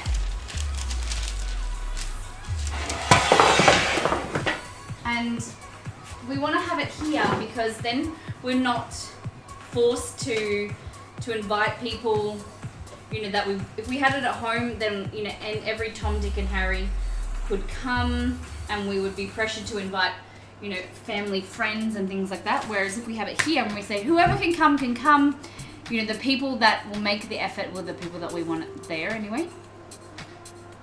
All right. Can you guys see this one? So I've made some already, but I'm not sure if to cut them. So what do you guys recommend? Cutting them first or cutting them after we've baked them? What do you think? You can sun and just, yeah, someone has actually asked me if we should cut first. Oh, Exceed coming in with the comments.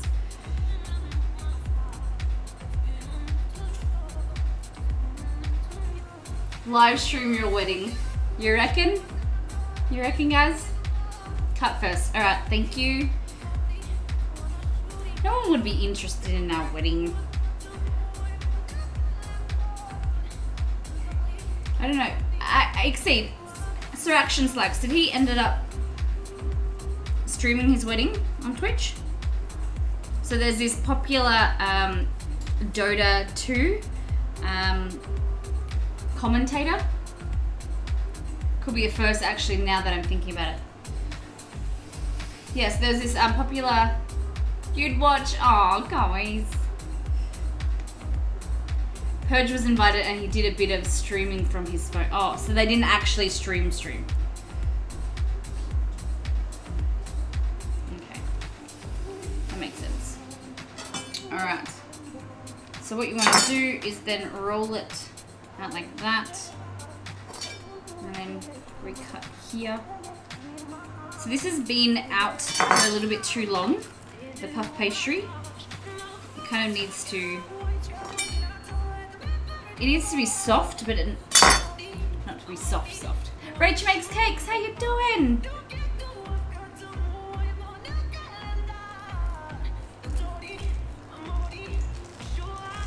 At least it's starting to look nice.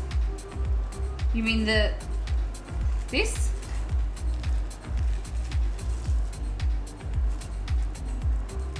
Ooh.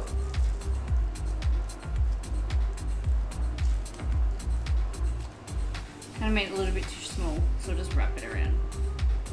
I feel like I've got like Talexia, the extraordinaire. I'm doing good, thank you.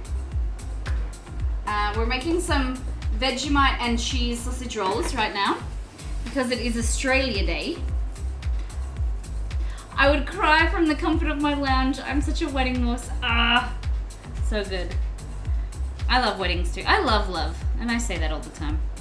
I'm a bit of a wuss. I cry at everything. The food, I meant, yes. It will look even better when it's baked. We're just gonna cut it and get it in the oven as soon as possible. Yeah, I cry at anything. I watch like sad videos or people, you know those videos on Facebook of like, so I was watching one the other day and this lady had been diagnosed with cancer and it was really sad, and her husband had passed away like a few years previous, and the granddaughter sewed her, one of the husband's old shirts into a blanket. So when she had it on for her chemo, it would be like he was hugging her. And oh my God, I watched it, I started bawling my eyes out, and Exceed turned to me, he's like, what's wrong? And I was like showing them the video, and he just like, I'm such a wuss. Such a wuss.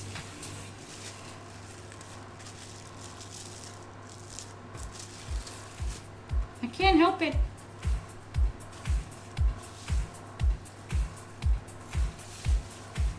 I don't know. I think it's good if you're like that.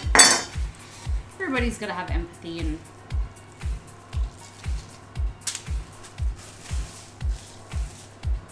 so there we go. We make a little bit more, we can freeze it. We've got 2 more sheets of puff. So we'll cut these and put them in the freezer. The beginning of the movie Up, me and my partner huge cries at that. Oh yes! That is the sweetest movie. Alright. So how do you recommend cutting this? Do I use a serrated knife? Everybody in chat, how do I cut these? I'm gonna try a serrated knife. So Exceed started crying too. No, he didn't. No, I didn't say that right. He didn't cry. It was just me. Do you want big or small, Exceed?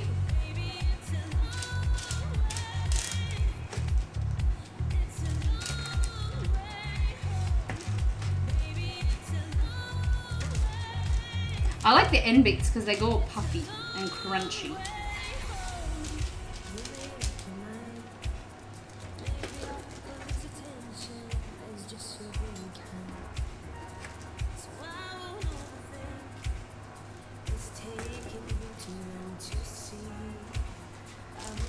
And, you know, I think for the wedding, it would just be like my family. I have 2 older brothers, their partners. I have really close girlfriends from back home. So, oh, that's another question. Do you think it's bad if I invite my girlfriends but not invite their partners? But only 2 of their partners, because Exceed and I like their partners, or like, well, you know, we I don't know how to explain it. Like, there's 2 of my friends, we would actually, we go out with them and we get along with them. Whereas the other ones we've either never met or we've only met them once. They're in long distance, like long-term relationships, but we aren't friends with them. So in an order of saving money, do you think it's bad to not invite someone's partner?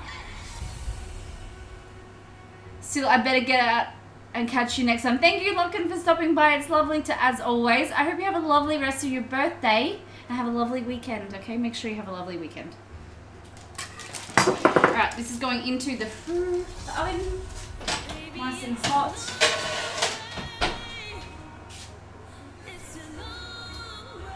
I know, like,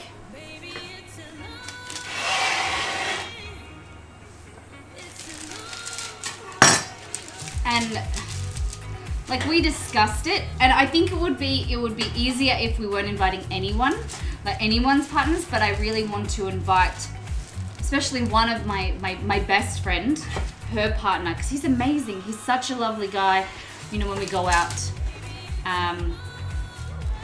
He's a beautiful person, whereas, yeah,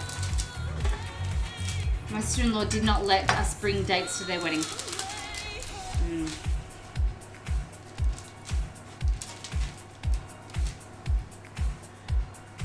Only 1 or 2 of us could bring someone. Yeah. That's tough. You'd have to make a blanket rule, either a +1 or not. Yeah. I don't know. It's hard. It's hard, it's hard, it's hard. Does anyone else want to weigh in? Is it okay to invite a friend's, some friends' partners, but not others? What do you guys think?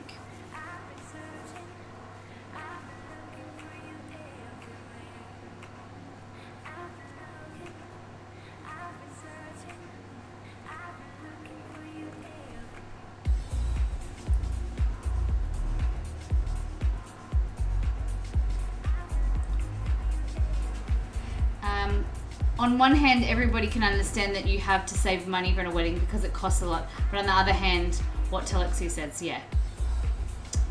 They explained that money was tight at 25,000 and that it meant a lot for her to have more people that were closer to her. Okay.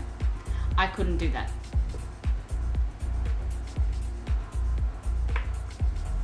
No hard feelings, I say. It's not rude to invite some and not others.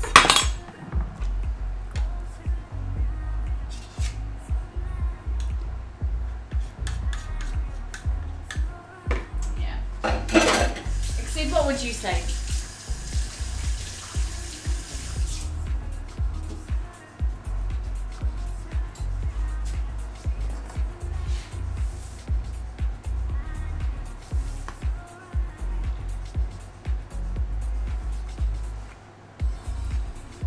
You know the girls best. Would they be put out if their partners weren't invited? See, I think they would, you know, there's some of them that would be, and there's some that wouldn't. Like, that would understand. And people would say it to your face that they would understand. How many of your friends would come without their partners? Just 2? It's not that lot of cost. So, say if I had a group of six girlfriends, and we would invite 2, and 4 of them we'd ask not to bring their partner.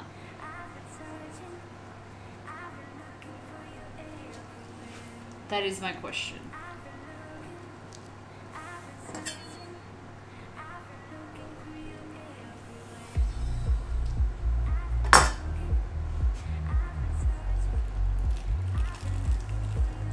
But it's not like they're going on their own. Like, you know, it's their other friends are going to be there.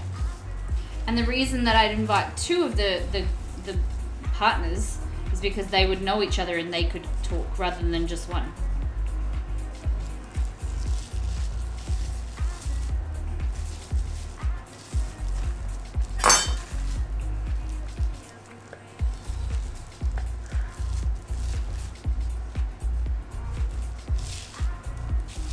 Yeah, it's all in the same friendship group. We went to school together.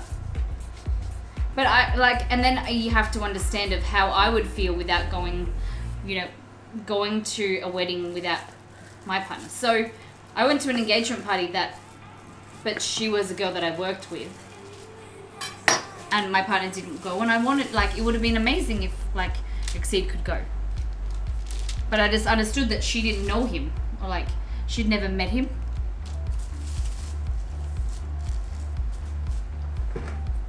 So I don't know. It's a bit hard, isn't it?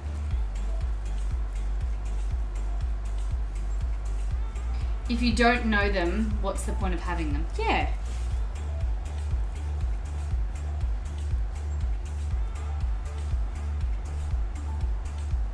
I think I might start making some bigger ones, sausage rolls.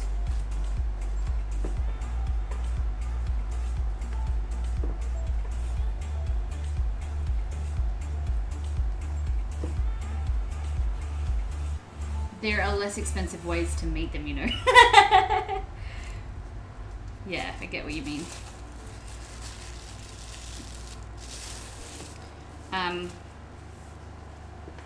But, you know, it's the added thing of that they have to fly. Oh, I suppose that, yeah. I don't know. With these sausage rolls here, you guys can see, what you could do, if you didn't add any cheese into it, or if you wanted extra cheese, you could just make a hole like this and lay some, like, string cheese or mozzarella in the middle. That would be a nice way, just biting into it and have, like, a molten center.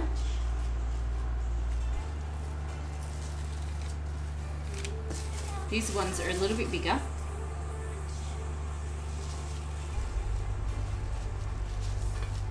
So I'm going to cut them a little bit smaller.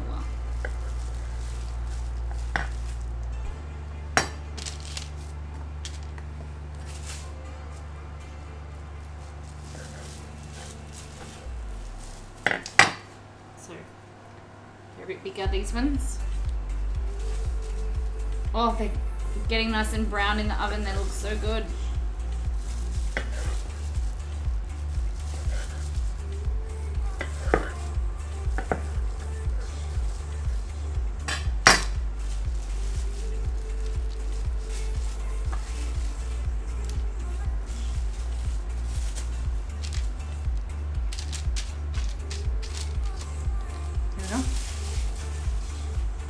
going. I'm so happy for the both of you, and I look forward to seeing pics in Discord.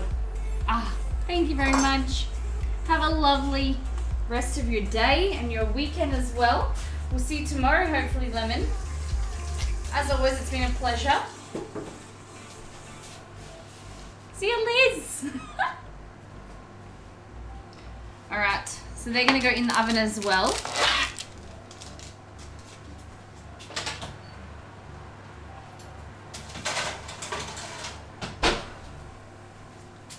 We've got a little bit left. I think we can make one more row.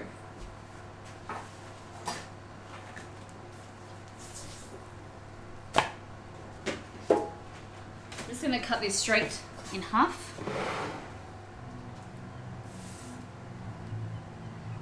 Yeah, we call Limping Lemon Liz, but I said it the first time and then I was embarrassed.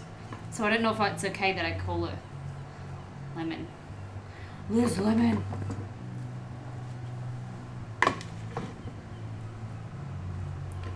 So tomorrow I am doing a scary, we call it my scary flight. I'm going on a tiger moth. I bought it for Exceed, and I said to him that I was a bit sad that I wanted to go, but now that he bought it for me for Christmas, I'm actually shitting myself. So it's a tiger moth aerial acrobatic flight where you go on one of those like Red Bull flights, planes, and you do like loop-de-loop and stuff. And I'm peeing my pants. Oh yeah.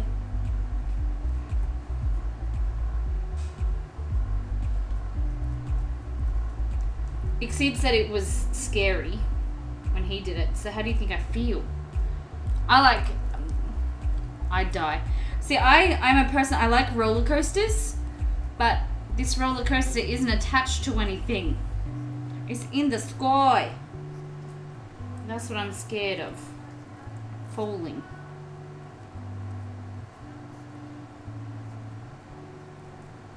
Alright. So these are the last batch of Vegemite sausage rolls. Whoop. Get that back.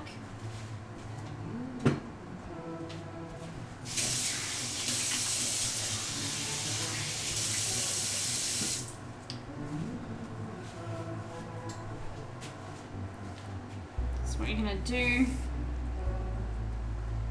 is get these like this. It's good having the wrapping still on there, because you can kind of push it and like get it stuck to your fingers. I don't do heights. Okay, first my face would go a green color, then a disgusting things, and then die. Oh my gosh.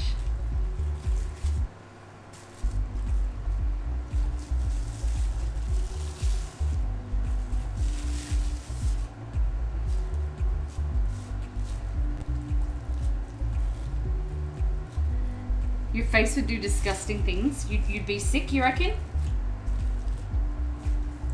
Who else? Do we have any thrill seekers in chat? What do you think you would do? Let me know in chat what you would do. Is it something that you're interested in, going on a tiger moth flight? Something you want to get out of, like me? You think is a good idea, but when it comes to it, you're scared to get. Okay. So they're in the oven. They're nearly done. Oh my gosh, that looks so good.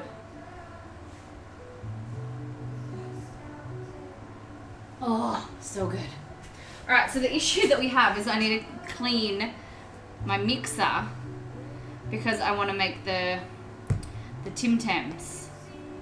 Happy Australia Day, Sammy! How are you? How has it been over across the ditch? What's your weather like? Is it hot and humid like it is here? No, God no, I get motion sickness driving down a steep hill. Oh. I'm probably gonna have to take a vomit bag. I don't do good in like car situations, being like, just I need fresh air. That's what so I don't know what to do because I need,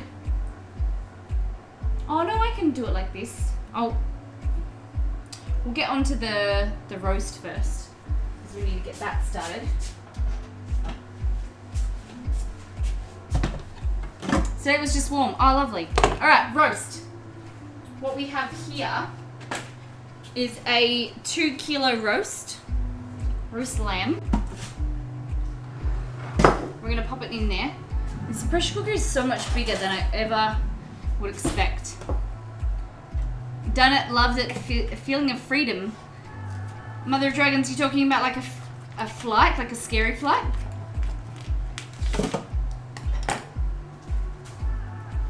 Have you, who's skydived? I've done it, I've skydived twice.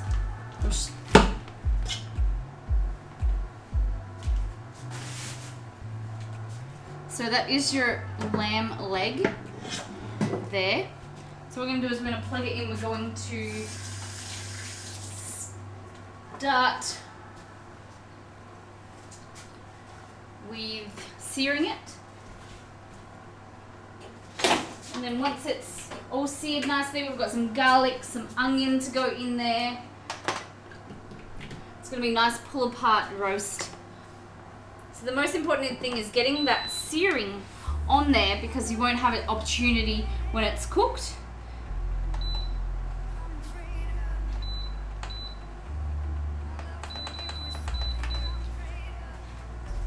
As it's cooking, like it's not in an oven, so it will go nice and fall apart, but you need to add some color to it. So I'm just going to add some oil. Wow, Mother of Dragons, how was it? Tell me about it. You thoroughly recommend it? Were you scared at all?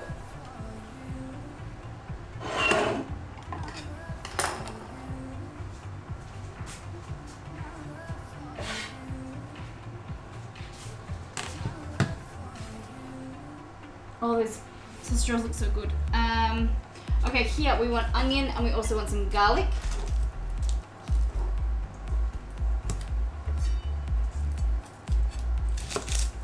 The good thing about this, you don't have to be fancy. It's all going in the pressure cooker. No, not skydiving. You wouldn't skydive? Skydiving is great. It's just the anticipation, and you just gotta like ignore your mind going like saying all this negative shit to you as you about to jump. Or actually the worst bit is where you're just flying around and then you realize when you watch other people jump out. But the moment that you jump, it is an amazing feeling, and it's over and done with before you know it. So I skydived in in Austria, over the Austrian Alps. It was just like the sound of music. It was so beautiful. And then I skydived over a beach and landed on the beach in Western Australia as well. And that was pretty phenomenal.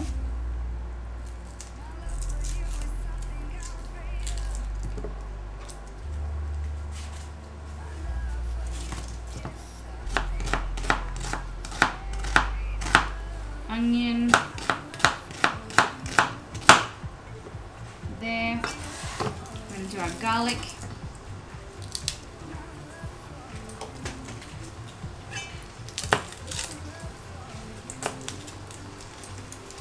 We're going to put some chicken stock. You can put some white wine. I don't think we have any white wine. I think it's all... Oh, we might have a little bit of Prosecco. All of the wine in our house is usually red. This flight would be a breeze. I hope so. Probably more excited. I'm a thrill seeker though. I love rides and things. Yeah. I don't know. I know I'll be fine. But it's just like, you know, my mind going, what happens if we crash? Do I have all my shit in order? Is Exceed gonna be Molly from now on?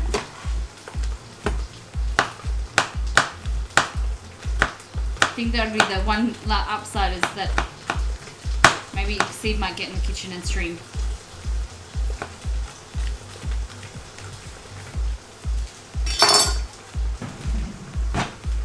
Alright, now I'm gonna get a pair of tongs, if I can find them.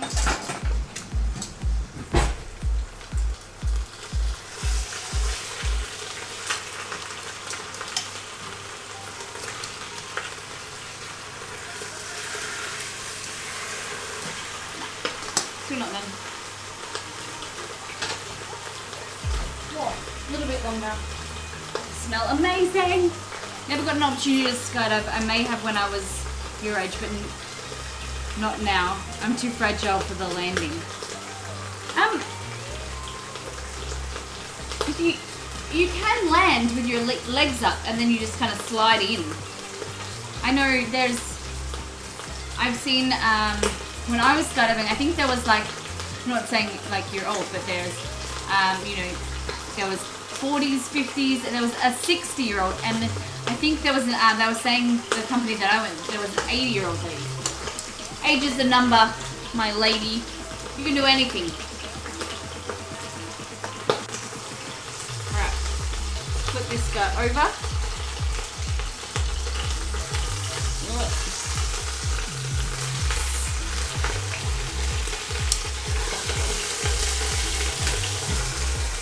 Do the big sucker.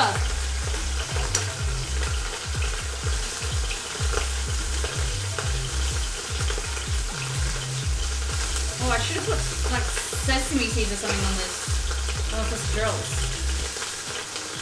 Alright. Over the stove. Damn.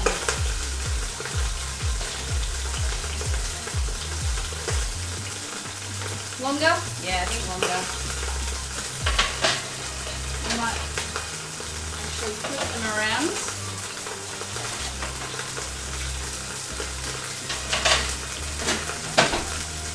So some of the cheese that was melting out.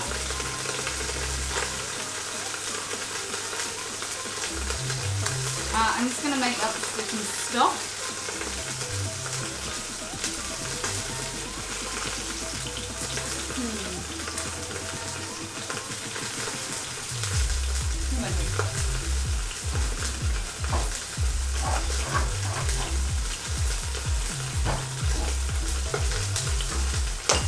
I'll debate it with my orthopedic surgeon. Alright.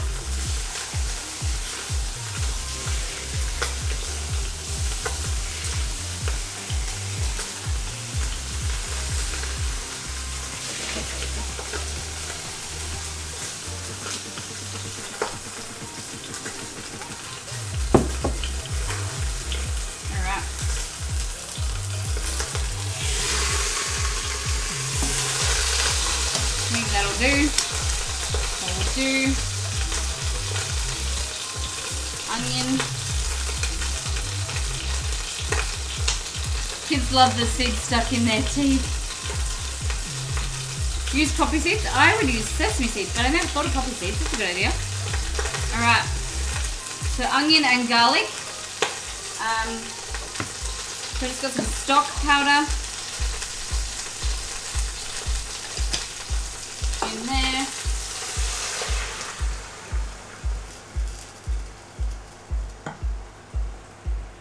And then a little bit of wine.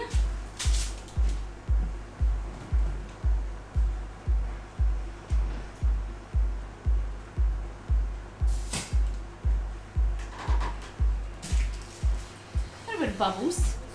It's the only white wine I have in the house.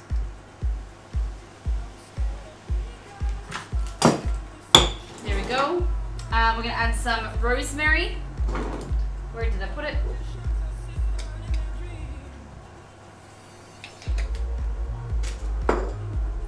And some thyme.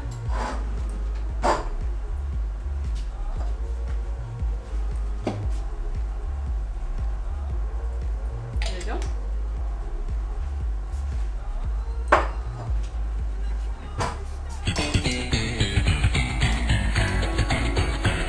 Thank you for that follow. How are you today? Tonight?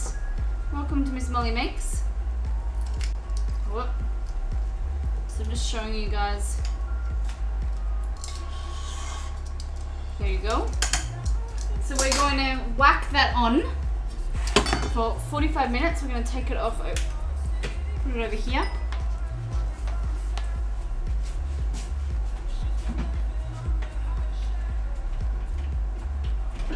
And you can always take it out once it's nice and, soft. Take it out and pressure cook it. Sorry, take it out of the pressure cooker and then put it in the oven, and then finish it off to make it nice and brown.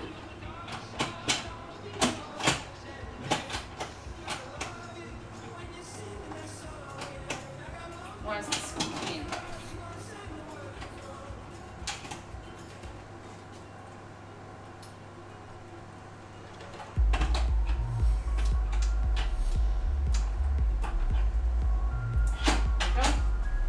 So we want to pressure cook it for 45 minutes.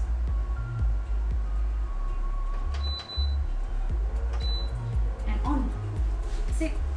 I also have some vegetables here. I have some potato, some sweet potato. We're just gonna do some nice roast veggies.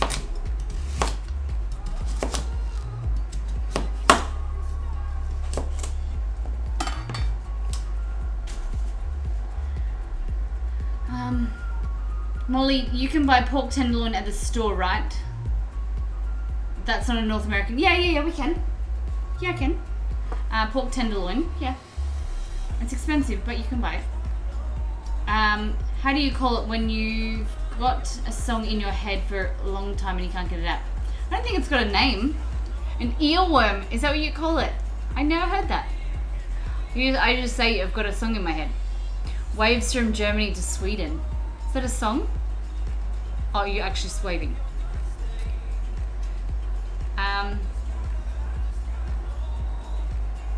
Where Kida says, I'm good, thank you. 10:40 a.m. here in Sweden. Happy Australia. Thank you very much. Thank you very much appreciated. Nice. I've got a few songs stuck in my head right now too. I'm constantly humming these days. Send you a recipe. Alright, sounds good. So, sausage rolls are definitely done now. We'll go to the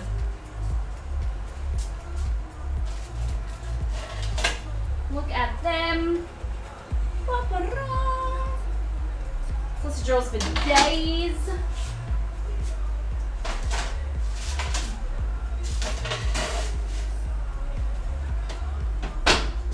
You can see the nice melted cheese. I miss Australia. Lived in New South Wales for 2 years before moving back to the UK. You're now in Sweden? Wow! What did you think of New South Wales? Everyone loves Sydney. Alright guys, give me 2 seconds. I just gotta find a casserole dish that I've put.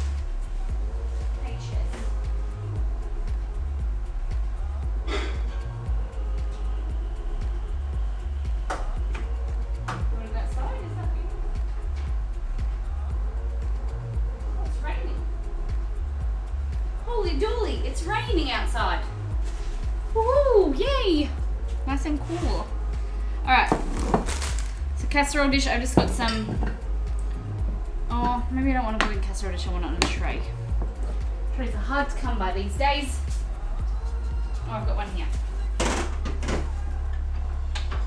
Or, do I want sweet potato on a tray, garlic potatoes in the casserole dish? Yeah, let's do that. Let's do that, chat. Loved it. I would go back tomorrow if I could. Really miss Australia. So you came over for 2 years because of your visa? I know there's restrictions. Is that why it was, Kida?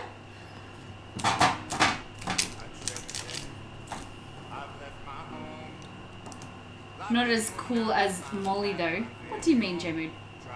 Not as... The Sydney's not as cool as me. You know it. Alright. The potatoes, what you could do is just steam them in this bag. I think this is a bag, yeah, 7 or 8 minutes. But what I do is just put some butter on it. We'll bake them with some oil and then we'll put some butter and some garlic.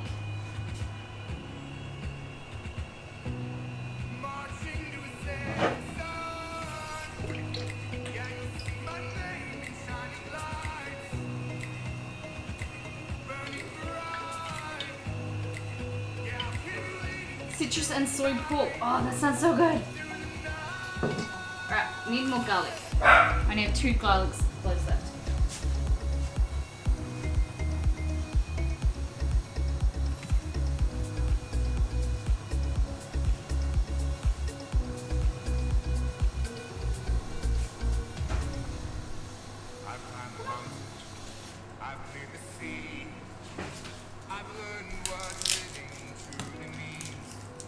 Exceed, could I interest you in a sausage roll?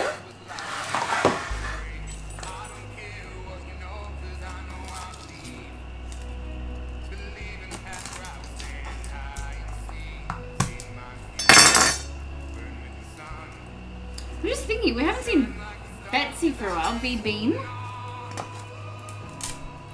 Sure if they aren't molten with tomato sauce. Okay.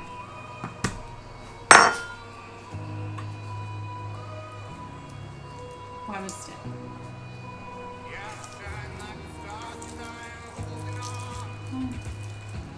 Oh, the sass. Merry Stray Day. Thank you very much. Lasida, or is it Lakid? Lasida?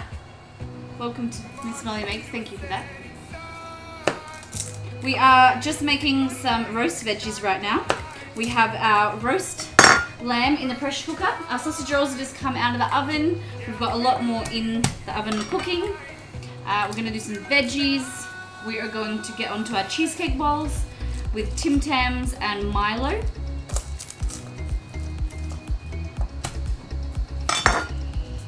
Are you talking about Exceed Sass, J-Mood?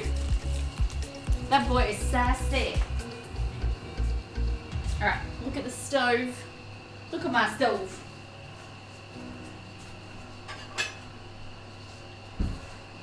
You're just gonna lay there, are you, Chester?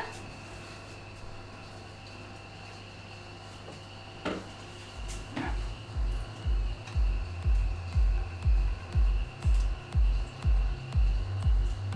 You're not as crunchy on the bottom.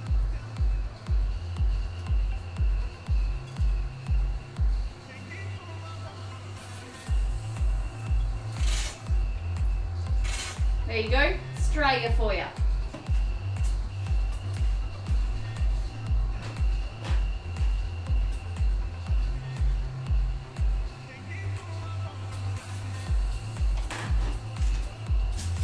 Let me plate them on for you, chat. They can be all fancy. Put them on a board.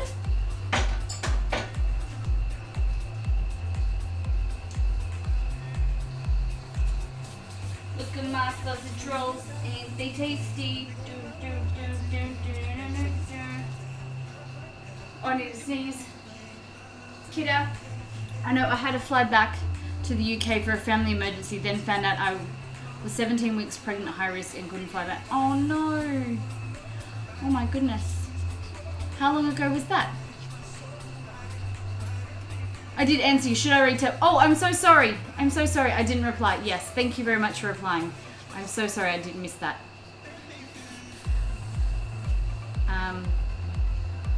Wow. But did the pregnancy 11 years? So it all went well, I'm hoping. Tim Tam's almost worth going back just for him.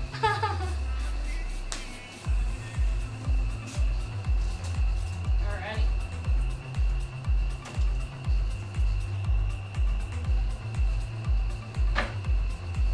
There's our sausage rolls. Bring one over for good luck. Wow. I have 3 babies now, 11 years old, 7 and 5. Oh my gosh. That's so exciting. Congratulations. Wow, Exceed, is that wow, I'm hoping wow is the sausage rolls. All went well, difficult pregnancy and labour, but I got it there in the end. Oh, lovely. That's exciting. Hey Google, add tomato sauce to my shopping list. Not that I ever use Okay, it. I've added tomato sauce to your shopping list. I think this one's, like at least. It expires this June. And you know how long tomato sauce is for? Where is the Aussie? How you doing? So that is our sausage rolls with our tomato sauce. We better try one, shouldn't we? Mmm.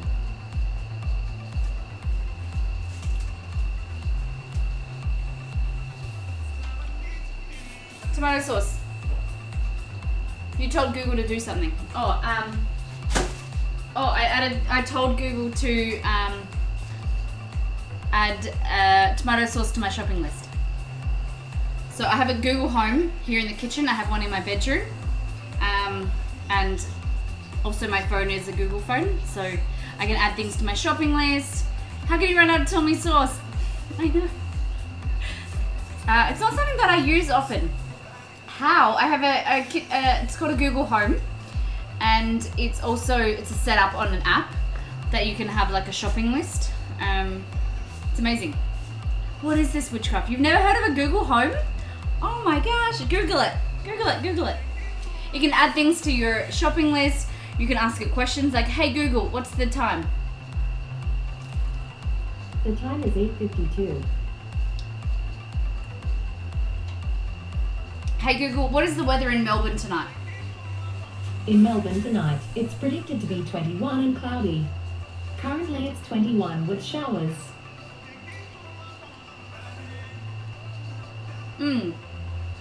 And Alexa, yeah. Alexa, where are you in the world, kiddo? If you don't mind me asking. Oh, you're in Sweden now. Yeah, you was saying.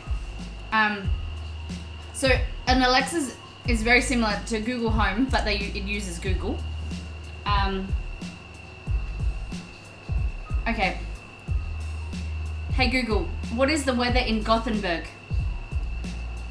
In Gothenburg tonight, it's predicted to be 3 degrees and mostly cloudy. Right now it's 4 and cloudy. Is that right? Is that right? Is it good?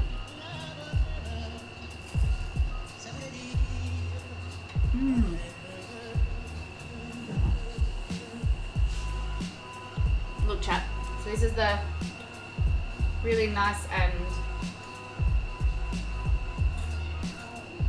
it's your pork, cheese, beef.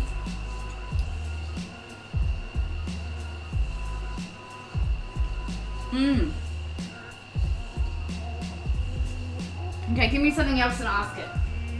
I'll ask Google to prove that it's amazing. What?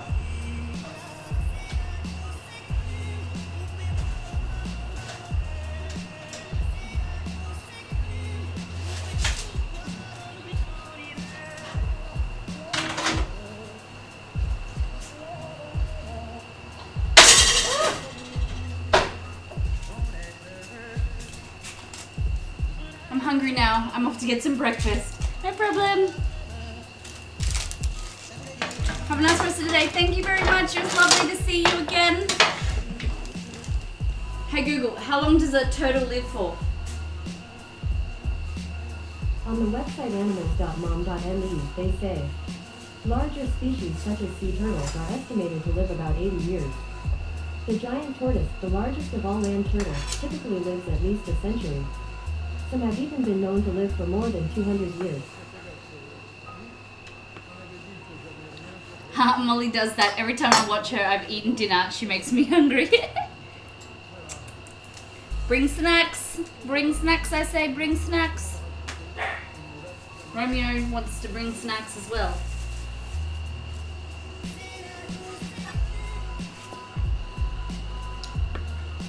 So you can say something like, hey Google, what is 15 degrees Celsius in Fahrenheit? 15 degrees Celsius equals 59 degrees Fahrenheit. So I can use it with cooking to convert things. Very, very useful in the kitchen and on stream. So if someone's from like a different country, you can, the equivalent, or if we have 2 theme streams a week. 2 theme streams. We have Miss Molly Makes Around the World, where we do themed cuisine. And that's really good with, teaching people. If we're doing Irish food one day, I can be like, hey Google, what's the population of Ireland? The population of Iceland was 334,300 in 2016. She heard me wrong. Hey Google, what is the population of Ireland? It's my accent. The population of Republic of Ireland was 4.773 million in 2016.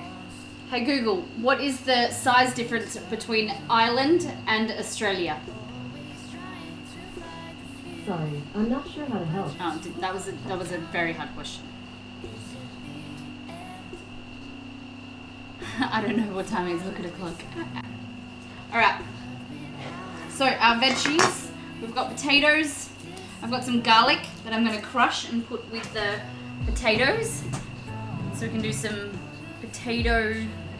garlic potatoes. We'll add some parsley and some butter later on. I'm looking for my garlic crusher. There it is. Iceland, lol. Girl's like, yeah, nah. Yep. That's it.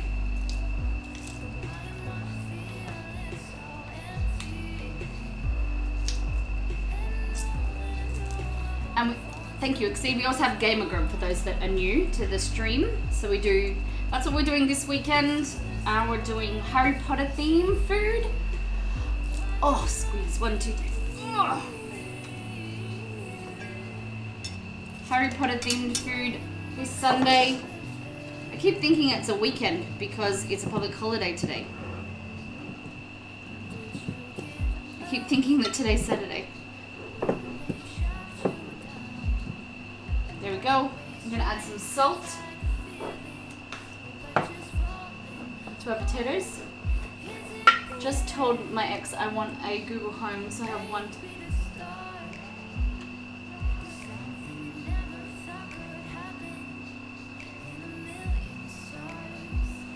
My daughter just started preschool, so I'm home alone in the day now. Aww. They're amazing. I love it.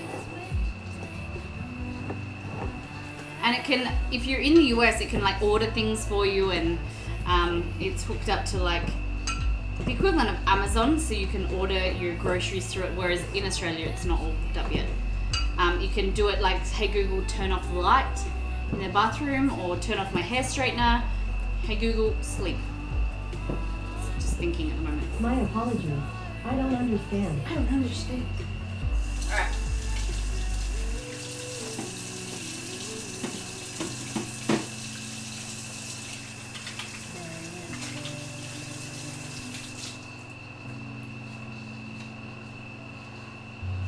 So we're going to cover these with some aluminium foil and put them in the oven.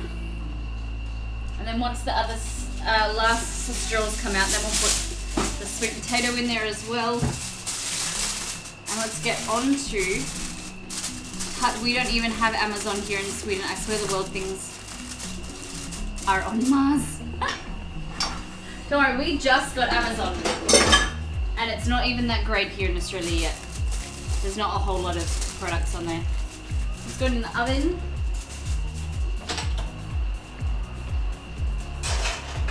Might go in the oven later actually. Or I'll take this tray. I took a tray out and I didn't put it in properly.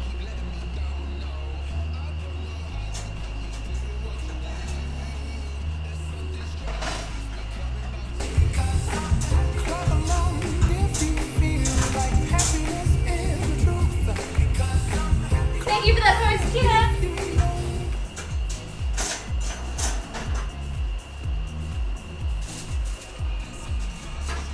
Oh man.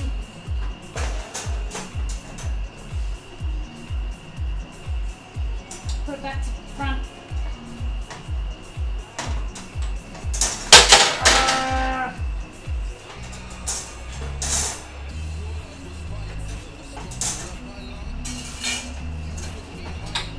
There we go. Finally. Whew.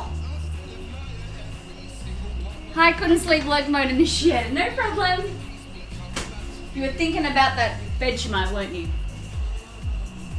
Did you see the sausage rolls, Lemon? Liz?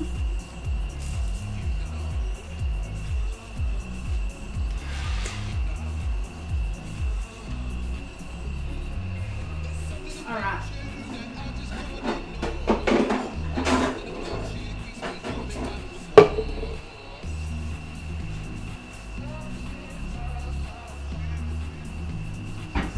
Now, oh, my corn! We've got corn as well. Might do that on the stove actually. I want a 2 seconds. I'm just gonna go off stream.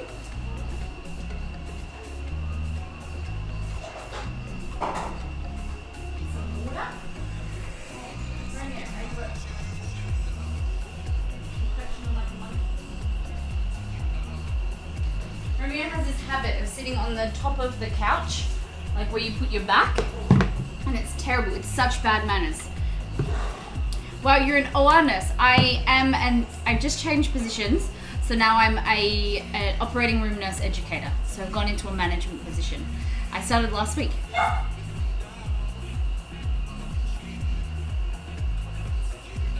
my god, I'm so dehydrated. Too much talking, enough drinking water today.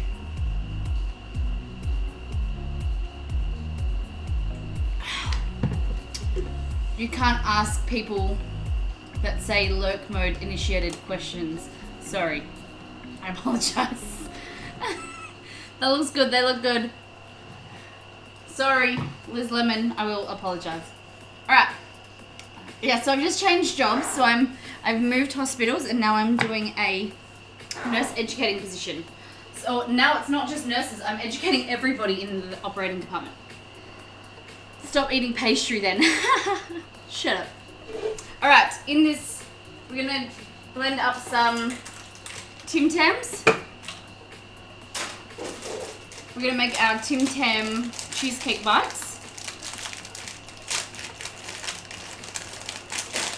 I was going to do this in my food processor so it would be so much easier in there, but we don't really have, I don't want to, because I did the sausage rolls in there, I'd have to really clean it and I have like a lot of time because it's like raw meat and then having this isn't going to be cooked, so I don't feel comfortable. I should have done it the reverse, but it's all good.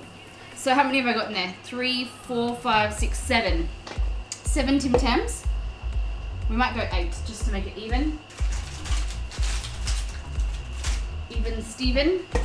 We're gonna do some Milo. This is a sachet, but I have my Milo somewhere. So this is a malted milk drink. It's like a chocolate milk drink. I have no spoons. Damn you. Dishes.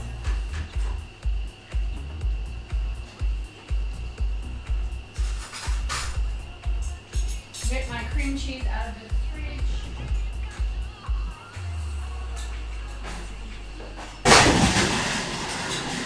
Yep, good. Good one, Molly. There's not over my fan that exceed put on me.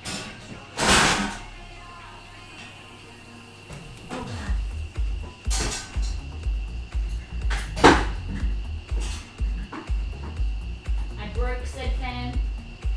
And now I can't get up because I've got stuff in my hands. Just a mess today.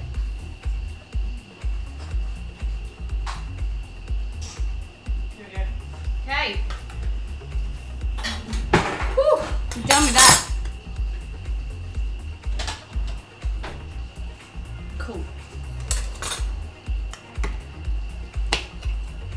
Talking, I mean following you on all social media. No problem, that's great to hear.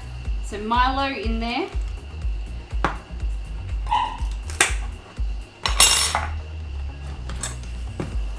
We're going to blend this up and then we're going to mix it into our cream cheese, okay? See if you want to do some muting.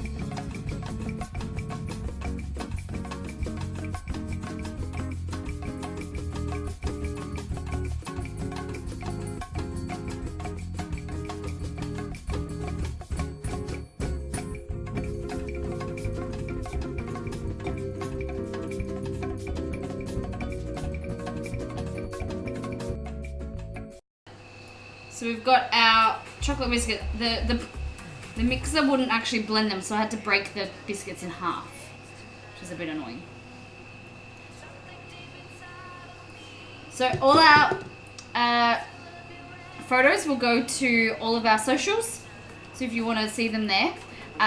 If you're interested in any of the recipes that we've made tonight, and also on stream, the subscribers get all of the recipes. We've got a new, Exceed's dad actually built me a program so that rather than manually adding all of the recipes and it taking so long, and I don't add them at the end of the week because I'm being busy, I can automatically set it up so it just posts in Discord for me automatically. It's amazing living with having a tech genius family. So we've got our own program, our own Miss Molly program. Very, very lucky and thankful to have. So there's over 350 recipes available to subs. They're anything from vegan, gluten-free recipes like this, themed ones, Irish food, Japanese, Vietnamese, heaps of yummy recipes. And then each week we add between 10 to 15 recipes into the file for all of our subs, and we just build and build and build. So it's very, very cool. You also, as a sub, you receive Molly Dollars, our in-stream currency, as well as a pin in Mollytopia. That is our subs around the world map. And look how it's growing slowly. It's very, very exciting. So if you're interested in any of the recipes, that is where you can receive them. All come in printer-friendly layouts. And there's like little hints and tricks in there, and we can, if you have any suggestions, we can always do something similar and recreate a recipe and make it like vegetarian or whatever. So I love ideas. And on our Discord, everybody is available, able to join our Discord. It's not sub only, and you can post photos of what you're cooking, what you're eating, chat with the community, and also make stream suggestions, food that you'd like to see me cook. All right, so that is our Tim Tam in there, Tim Tam Milo mix, and we're gonna add it to our cream cheese.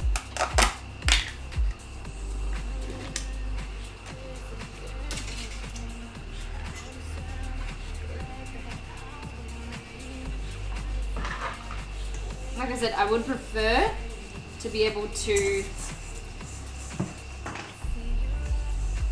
do this in the food processor. It's much easier, quicker. But not everyone has a food processor as well, so it's good.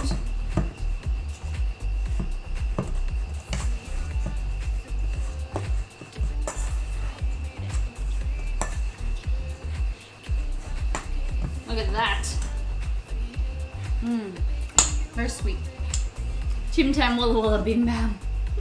Hi Seb, how you doing? Been lurking here for a while. Just made mashed cauliflower and spinach lasagna. Oh, that sounds so good. I love cauliflower mash. Have you ever tried celeriac mash? Celeriac puree? It's very good too. So I'm just trying to, I wanted to add some Kahlua, some chocolate liqueur, but it's underneath the bench here and I can't get to it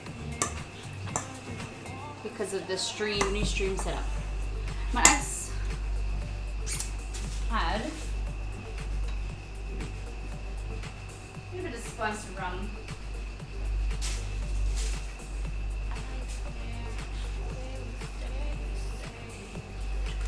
There we go.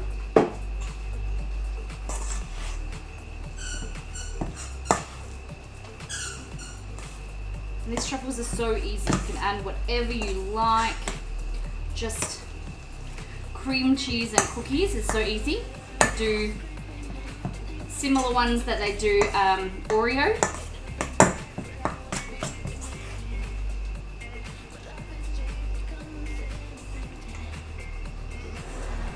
I might have a write-up if you're interested. Yeah.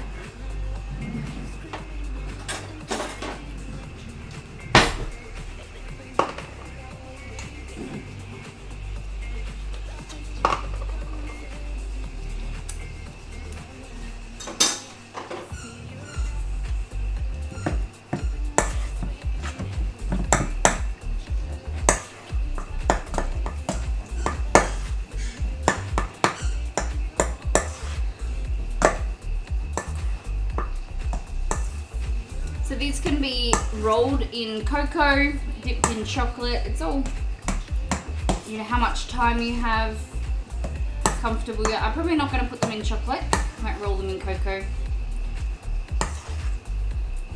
I don't know. Maybe we've got some candy melts, red candy melts. That might be good. So that. Sorry, I got distracted by your Discord. No problem. Hope you liked it in there. So you can leave this. I would leave this set. Put it in the fridge until it goes hard.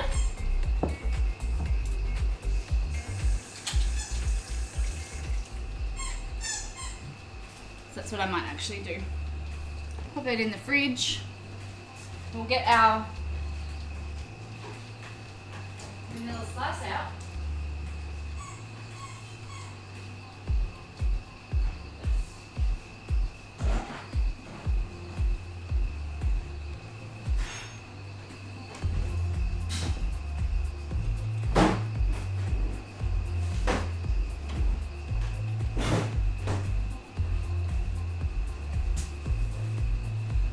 This is our vanilla slice.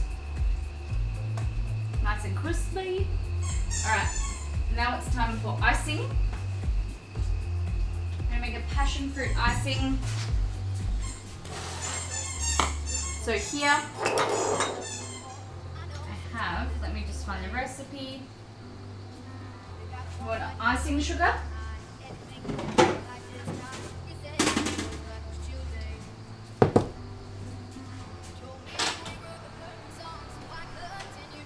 I'm going to take these sausage rolls out.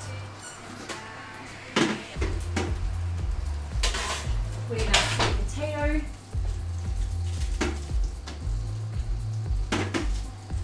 Cook. Someone is having fun with this squeaky. I'm so sorry, guys. That is Chester. Romeo, Exeter's actually trying to bribe him with another toy. He's not taking to it very well. Okay. So in here, you want your icing sugar. So you want about 150 grams, sorry.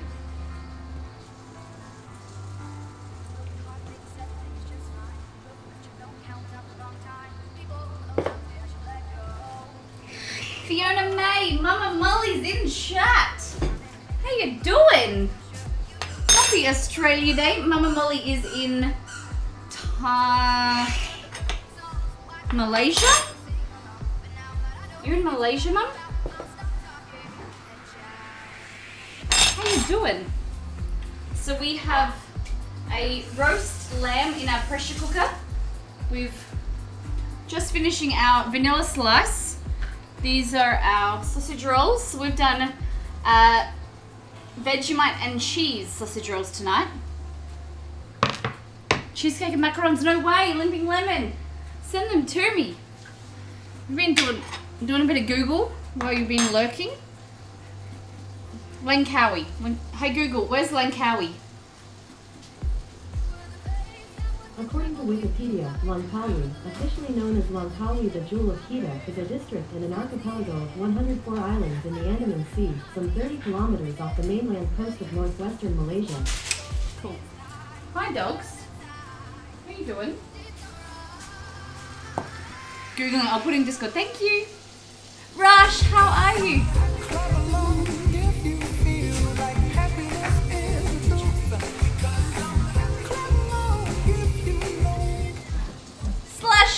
Slash like, thank you for that host. How you doing today?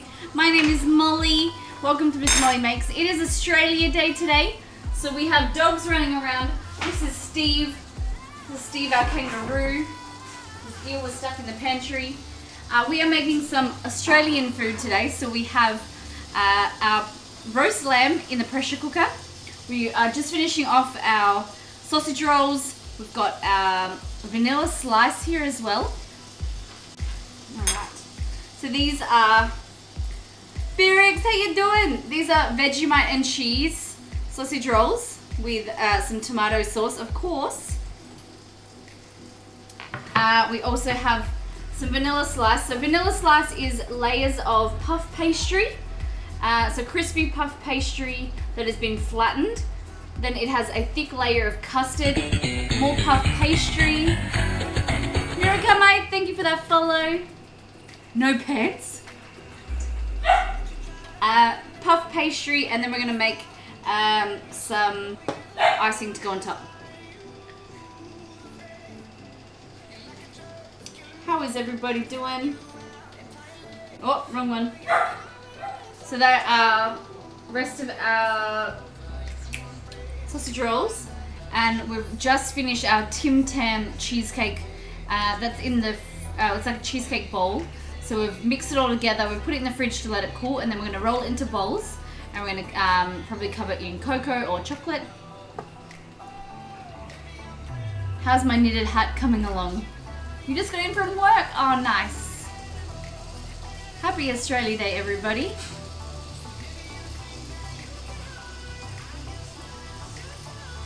All right. So here we have the icing sugar, and this is passion fruit pulp.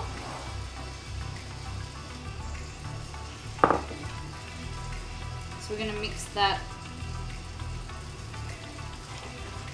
very gently. I might actually move some into there.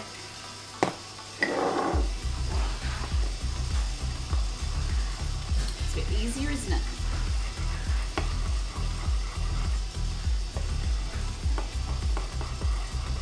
Cutie, you're making a hat? That's so cool.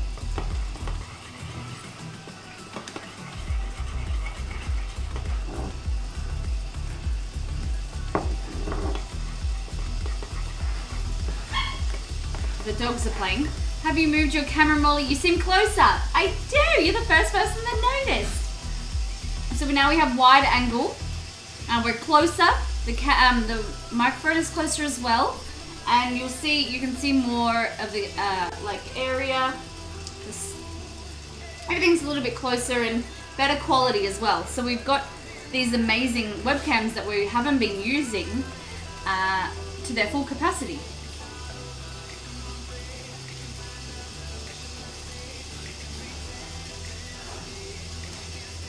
Make dragon scale bags, dragon scale gloves, and hats. Very cool. Tut Mudbot. Thank you for noticing, Rush. Just been playing around with our setup a little bit. Hands up who has a pussy hat. My battery's nearly dead, so I'll talk to you later. Love you. See you, Mum. Everybody say goodnight to Mama Molly. She's on holiday, the little bish. She's been scuba diving, sending me photos. Well, it's like hell hot here in Melbourne.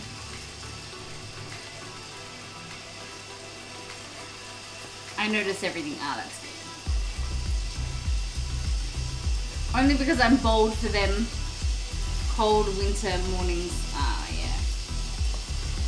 How is the weather for you, Rush? What is the temperature for you right now? Yeah, Rush, do you like the change? Guys, has anyone else noted the change and not said anything? Do you like it? What do you think?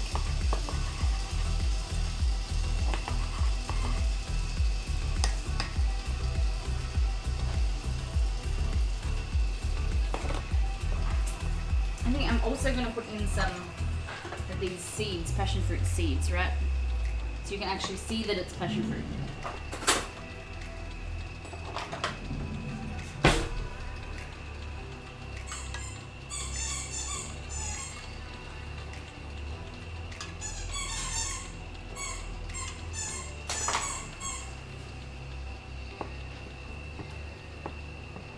One degree. Oh my goodness.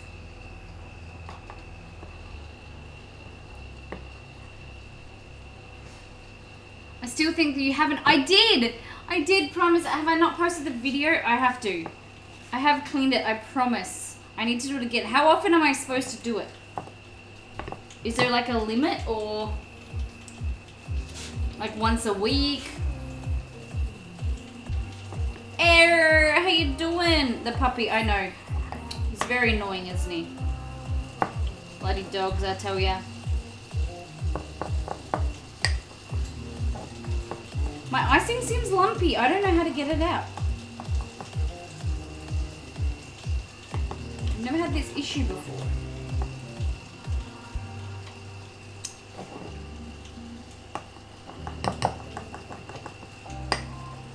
How do I stop my icing being lumpy?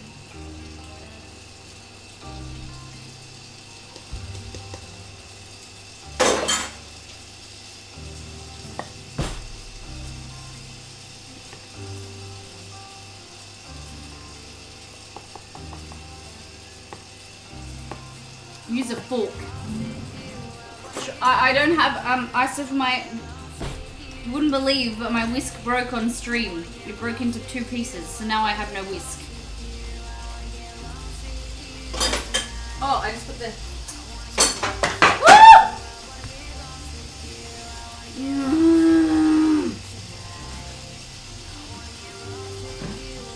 So this is the lid's like this, so I didn't hit it.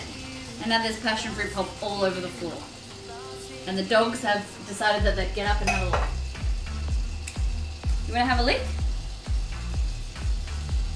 Oh, it's very sweet, isn't it, Chester? Now I have a sticky leg.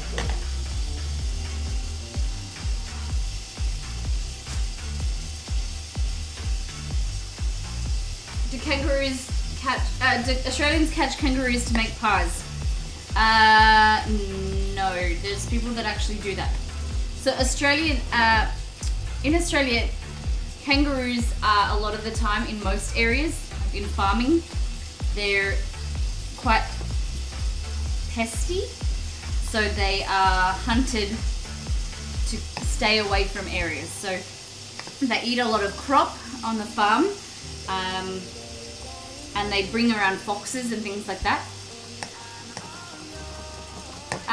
Gotta go mod for Rach. Alright, no problem. Thank you, Rush. Thanks for staying around and thank you for noticing. Much love to you.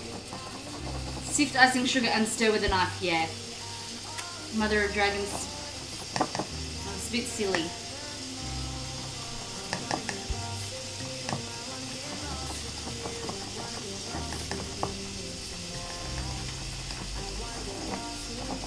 It's getting better.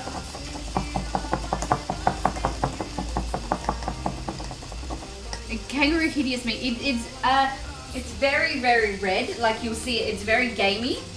It's probably not for me. I'm not a huge fan of it. But there's some people that love it. It's very, very high in iron. Yeah, it's very gamey. Slashed up. Slash luck. Sorry. I mean to call you slashed up.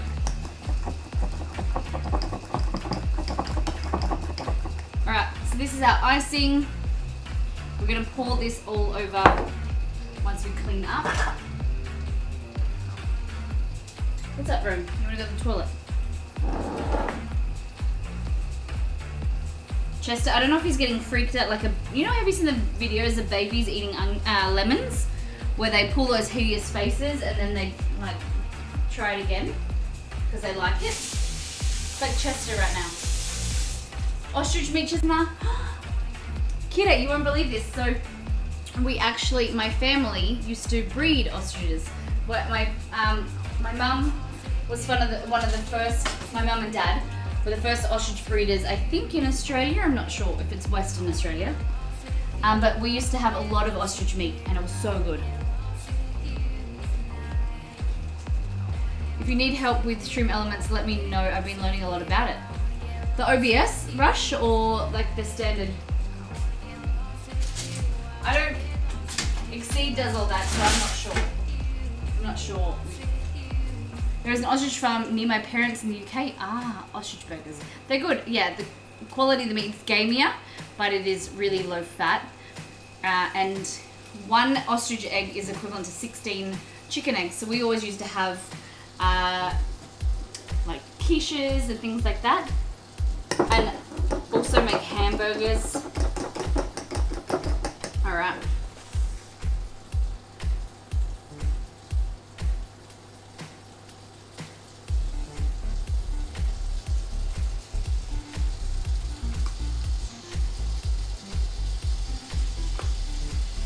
I don't know if that's,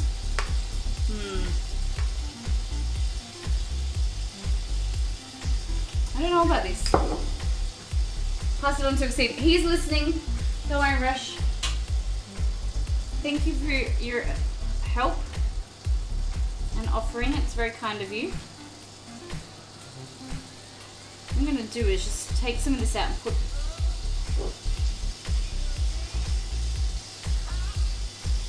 It actually should be thicker.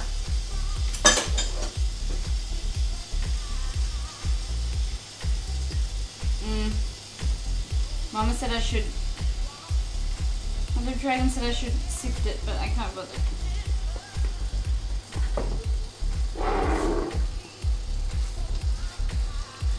Either way, I didn't buy an egg, just lots of meat. 24, or maybe it's 24. I always thought it was 16. Maybe. Hey Google, how many chicken eggs were in an ostrich egg? 2,000 chicken eggs. On the website Okay, it's 24. they say the ostrich egg will weigh 1,600 to 2,300 GM and is equivalent in volume to 2,000 chicken eggs. You're right. I was wrong. Sorry.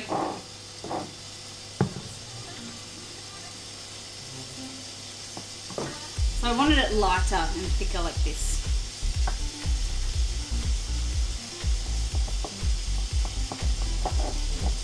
Here we go. Your icing should be like that.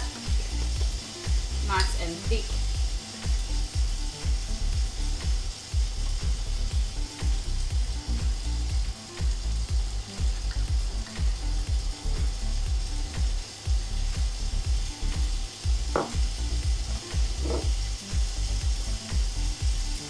Nice and spread evenly.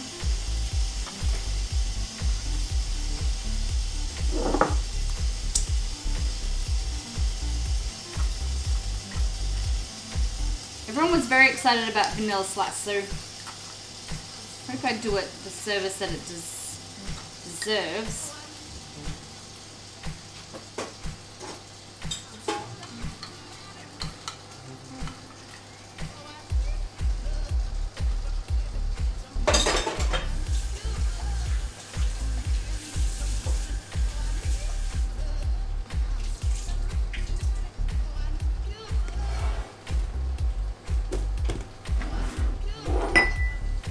Clean this up. Now we're going to see if we can get it out.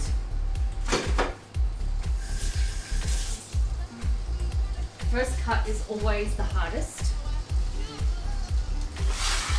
So we'll try it with this end.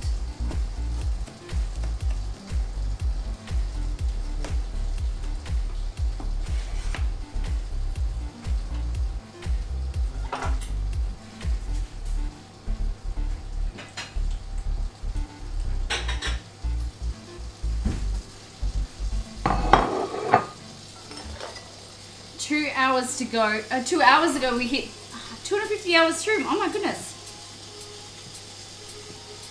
Wow. How far we've come, hey? Oh man. Yeah!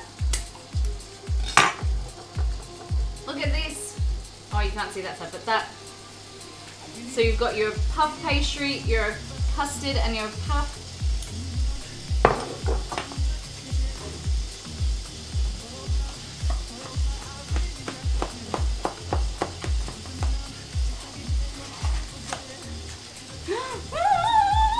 It's clicking!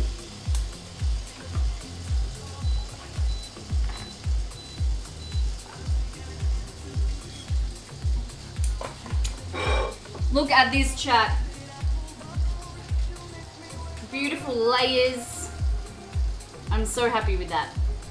The icing needs to be a bit thicker, but I think we should have a taste, right? And it's not too thick as well, the custard. Look. Oh, so good. And our roast is done. Mmm.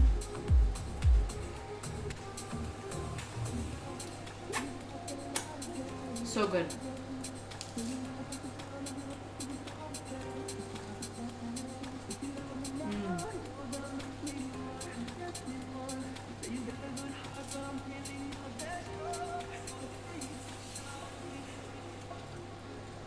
Doberman, Tubby Dusted. I love Tubby Tubbies. I'm only 14% into my 250 hours. Kira, you've got to start somewhere. We've been streaming for 9 months now.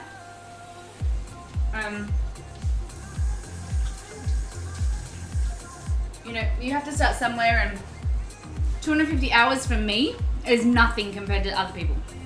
You know, it's really hard to do long streams here in the kitchen. You know, whether it's people doing 4, 5, 7, 10-hour streams. You know, a 24-hour stream is definitely not doable in the kitchen. One, I would run out of food to cook. I'd run out of things, you know, I would run out of room in my fridge. Look at Molly talking like an expert. And it's just, you know, and I got stuck, and I still do. I still get stuck in that comparison between our channel and other people's channel, but you've got to run your own race and stay in your own line. And you need a chair for sure, yeah. Sometimes, like, I have shoes. Sometimes I try and stream without shoes, but these, like, Nike, they're so comfy. But even now, like, I've been streaming for, 3 hours, and your feet start to hurt. And it's, I don't know how people do it. And I'm like, oh, you know, I want to be able to do 10-hour streams, or I want to be able to do this, and I want to... But, you know, the moment you start to compare your followers, compare your hours, compare your, you know, your subscribers and stuff like that, that's the moment you're going down a slippery slope. You need to focus on your own stream, focus on having fun. People can tell if you're having fun on stream. People can tell if you're not enjoying yourself and you're doing it for the money, you're doing it for the followers, you're doing it to make other people happy.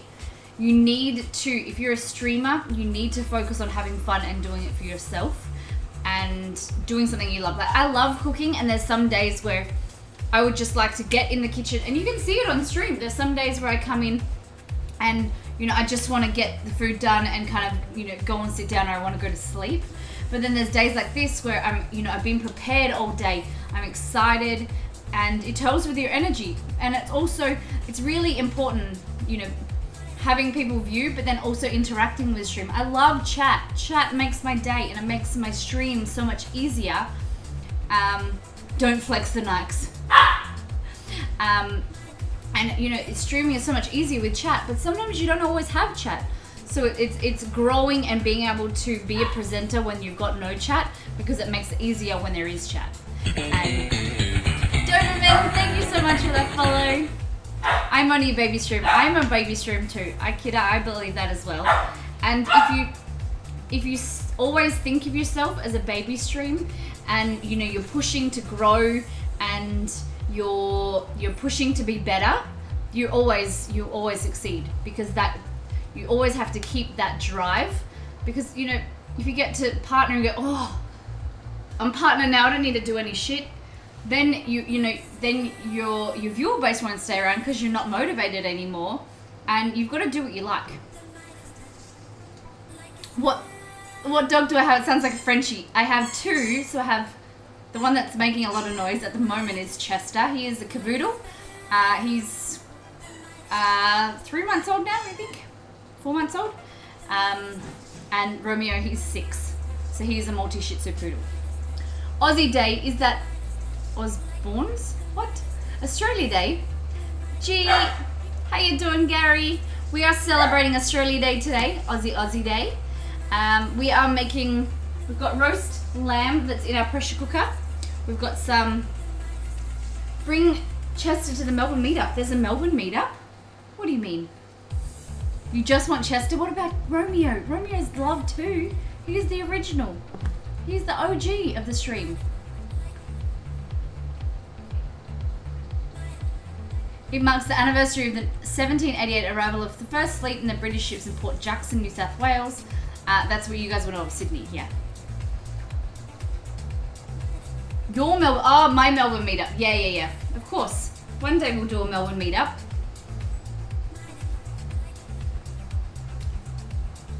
Puppies are love, puppies are life. They definitely are. So we're just finishing, we've done our vanilla slice. So we just had a little bit there. with tubby tusted, our thick layer of custard. Here's the dogs. Hello. So this one is Romeo. This is Romeo. And then Chester, do you want to come up too? Oh!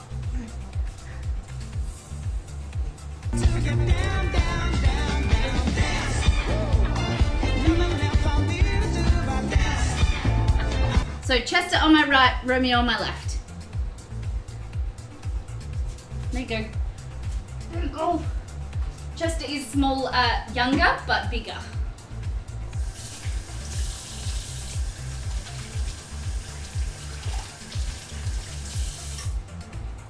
Just wash my hands.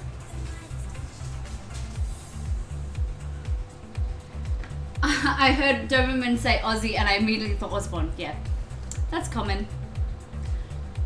Gotta shoot, gotta bounce. Time to get my princess from school. See you, kidda. Thank you for stopping by.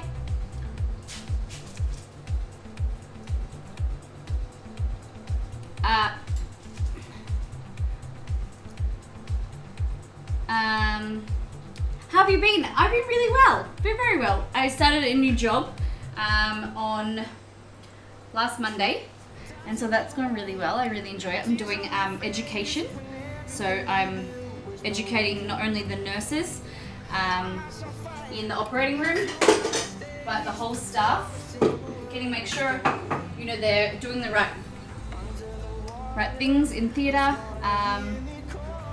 and teaching them new equipment and things like that.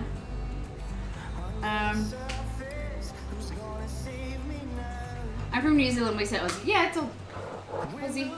What is Vegemite? Vegemite is a vegetable yeast extract. So it's like something that you would have, like, have you ever heard of Promite, Marmite? Vegemite is the Aussie brand, Australian brand. So it's full of B vitamins. So you've got your B1 for brain function, B2 for nervous system, B3 for energy, and folate as well. So it is like a paste that you would have on your toast with some butter. It is black, everyone freaks out. But so we've added it today. It's very salty.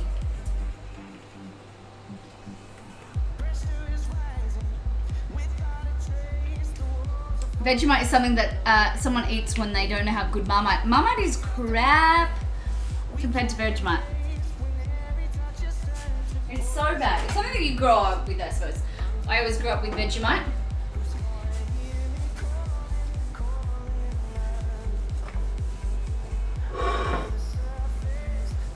Alright. So, me, thank you for the follow. You remind people to use it sparingly, definitely.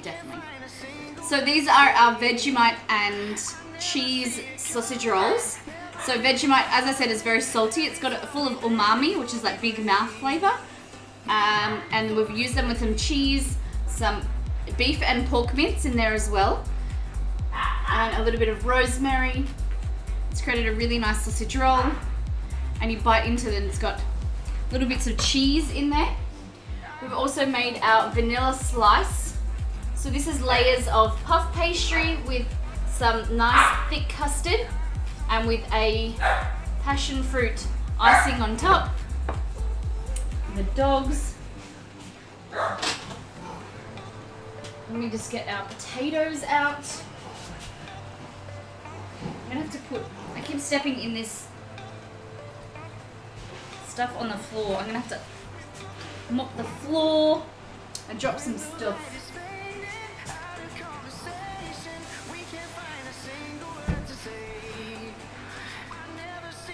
Alright, we're gonna get our roast out of the pressure cooker in a minute.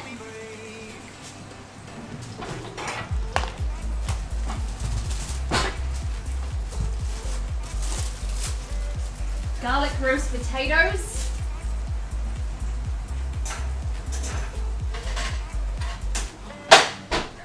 I've got some sweet potato as well.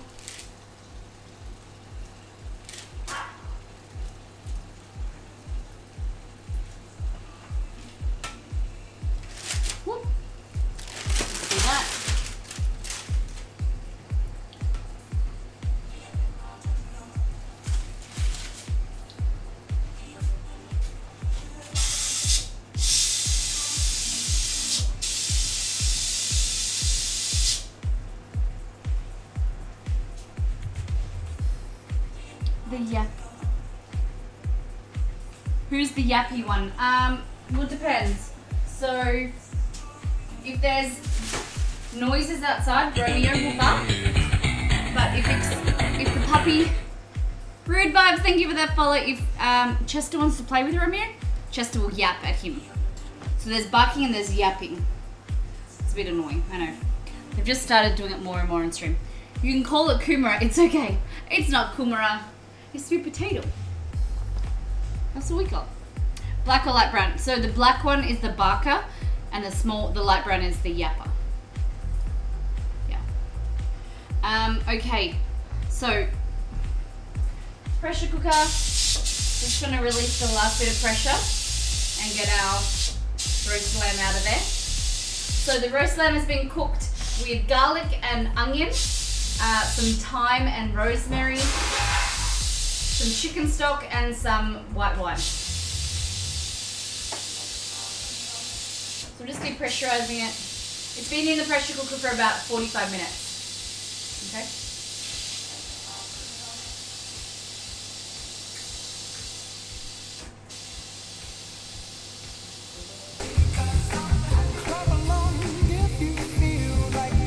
Thank you for that post, Gary.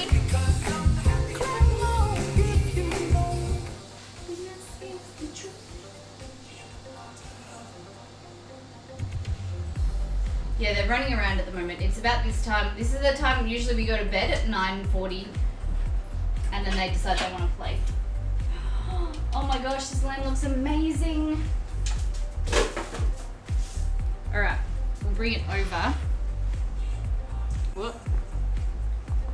We'll get this stuff out of the way. So you got your roast veggies there. We're going to add some corn to that in a minute.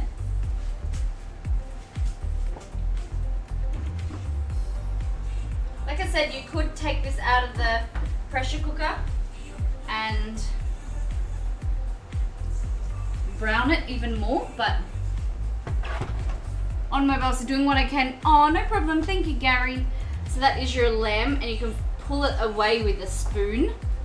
So we're just going to get that out. How are we going to do it?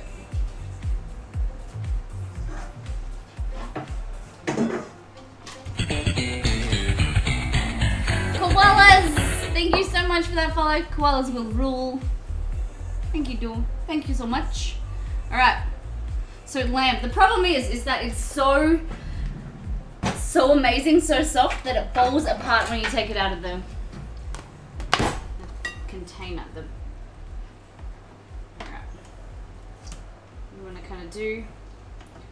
It's really bloody hard.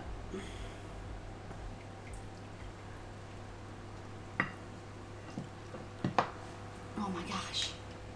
Oh my gosh. And then what we'll do is we'll turn this into a gravy. So the pressure cooker is amazing because you just whip that out like that.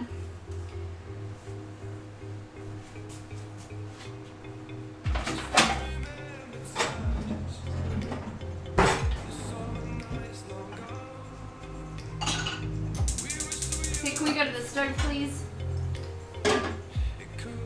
Thank you.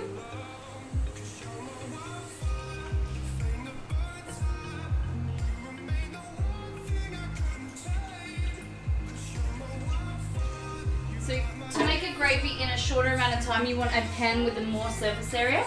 So rather than a saucepan, you use a fry pan.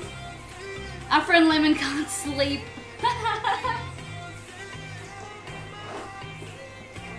Please, you need some of my lemon jelly, lavender jellies that I made on stream the other night.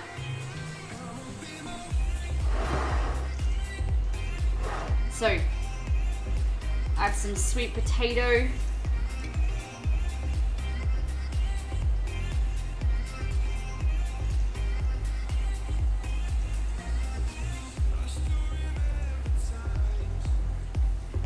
Like that. What we're going to do is get some butter. Add some butter to our potatoes. Roll that around. So many dishes tonight. Oh my goodness.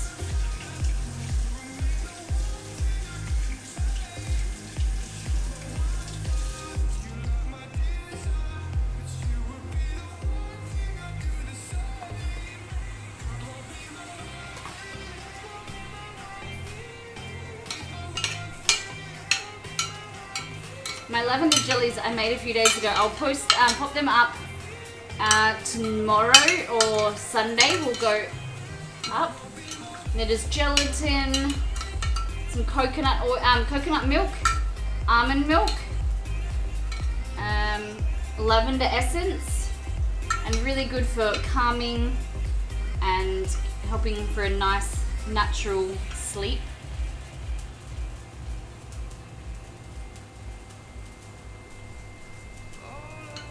Beautiful potatoes that have been marinated with some garlic, roasted garlic.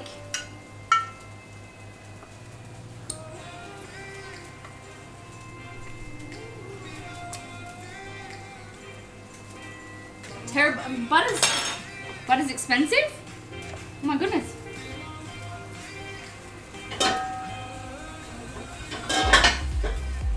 That is so good.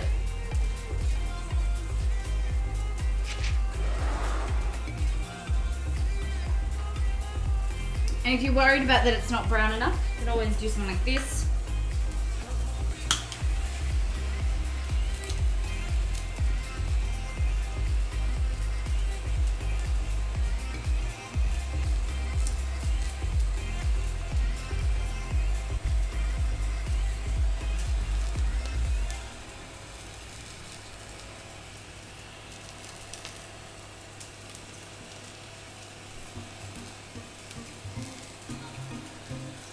Brown it off a little bit.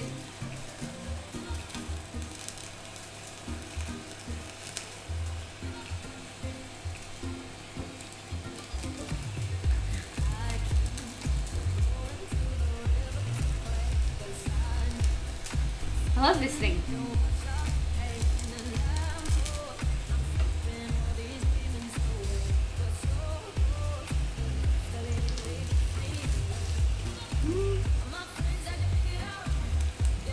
Your meal looks so amazing. Thank you very much.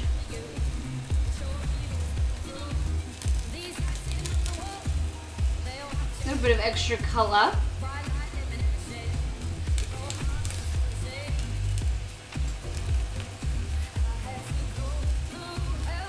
This is like magic. It's all puffing up as well, like.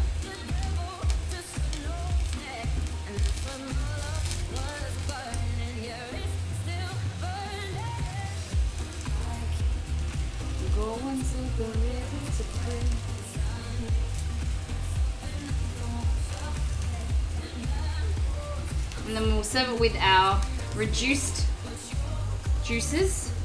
I think it just ran out of gas. Oh, no, it didn't.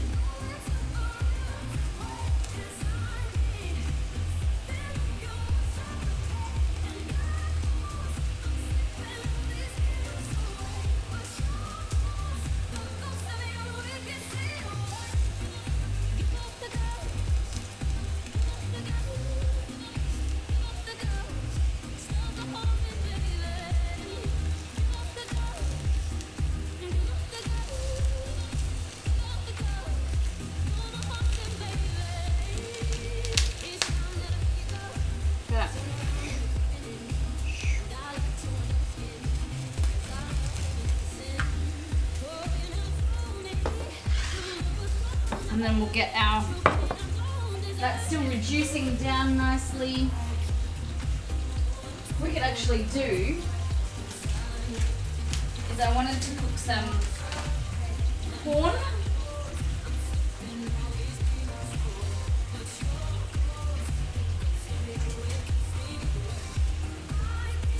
So I'll get some corn, right? And I'm going to chop it into 3 pieces. And then while the the sauce is reducing, the gravy, I'm going to plonk it in there.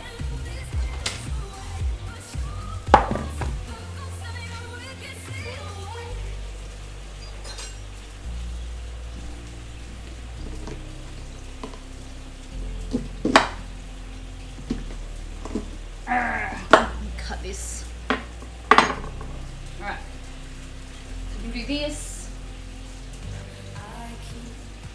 So it's just infusing the corn with a lot of extra flavour. Gonna get the cheesecake.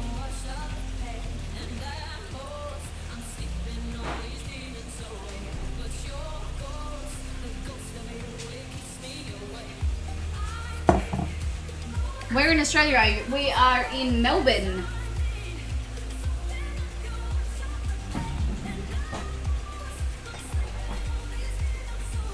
Originally from Western Australia. Gotta fly inside.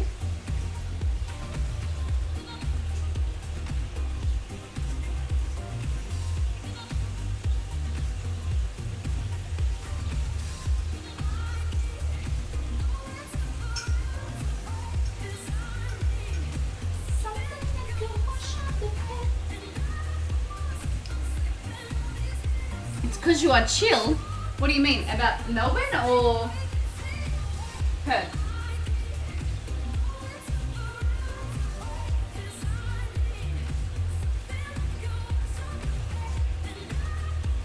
Chill. There's nothing to get not chill about. Alright, so we're going to bring this over. Chest out, watch out.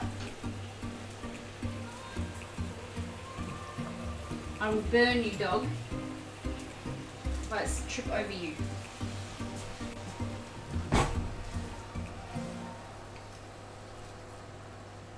Bit of corn.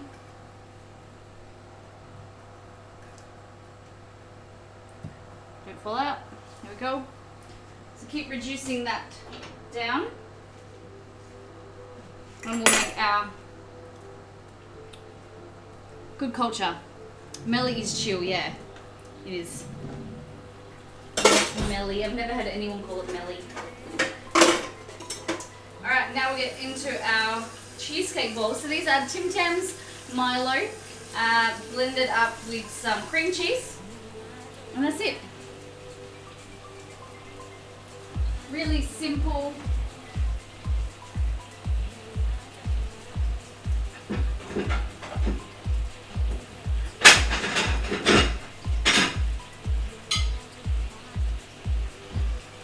What we'll do. Good coffee, yeah. So it's quite funny. I was Melbourneites take their coffee very, very seriously, and I didn't realize how much, because when I went into my new workplace, they actually have a full coffee machine. Like, if I go to make my coffee in the morning, I feel like a barista. And they all have an opinion of how it's made and how to do it properly. It's crazy. I have to get some cocoa.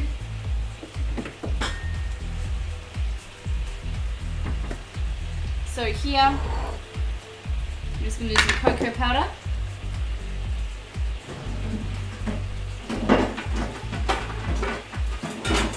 I'll sift it.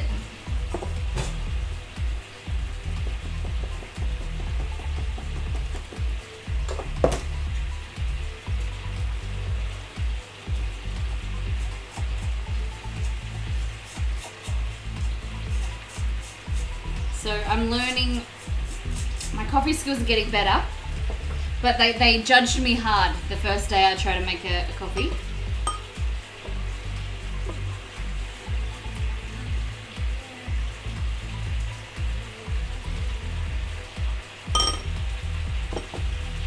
There's only one way to make it properly though. I don't know, everyone has their opinions.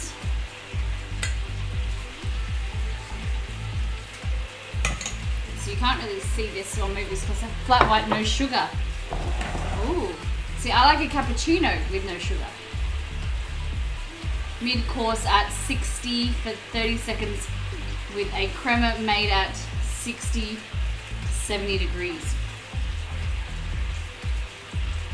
Shouldn't take more than 2 minutes.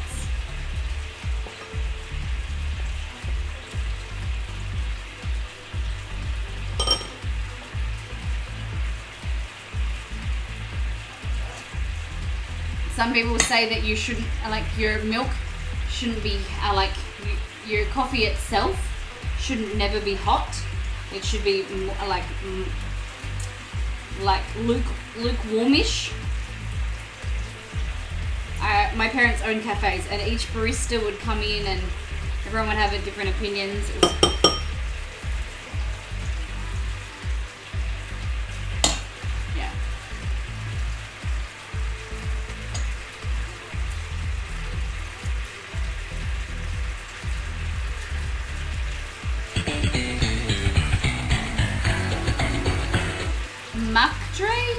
don't know how to pronounce your name, I'm sorry. Welcome to Miss Molly Makes. But now you're a monster hunter, oh my gosh.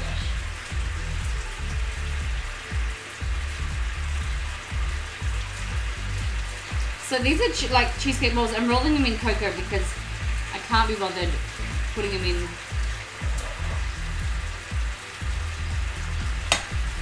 Mac Dre.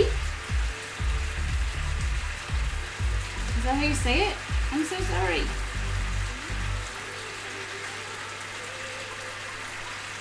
I'm putting them in cocoa because I can't be bothered doing chocolate and melting that and yeah.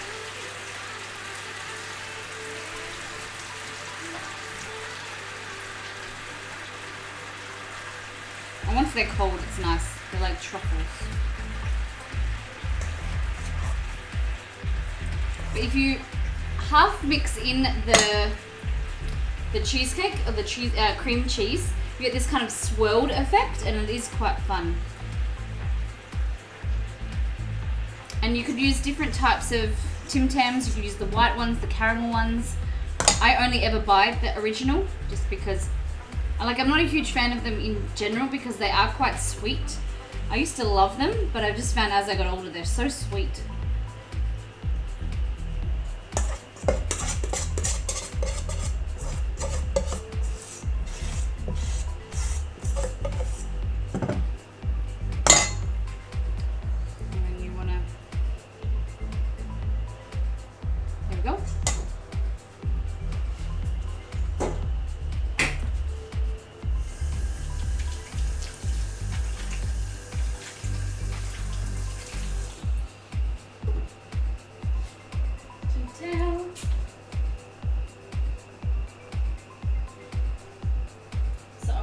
Over this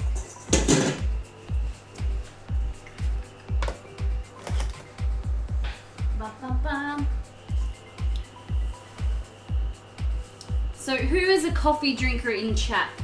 Now we're talking about coffee. Who's not a coffee drinker? Who likes hot chocolate? Who's one of those people that don't like hot drinks at all? The home of the great and wonderful Auntie Donna. What is Auntie Donna? Who is Auntie Donna? Who is this person? I do not know.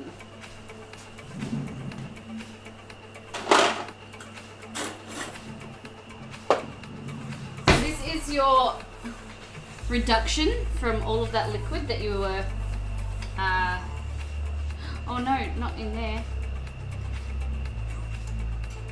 From your roast. And that has created a really nice dew.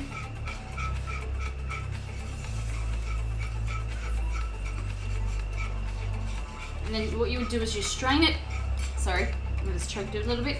Tea is best. Dilmah tea, no sugar.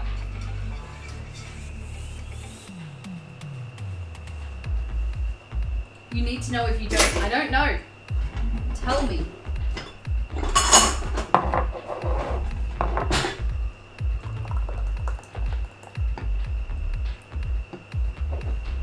There you go. Woo.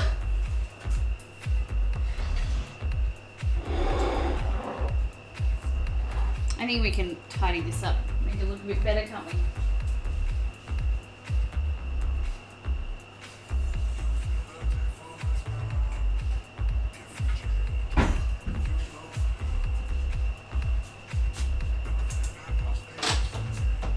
Nothing in the oven.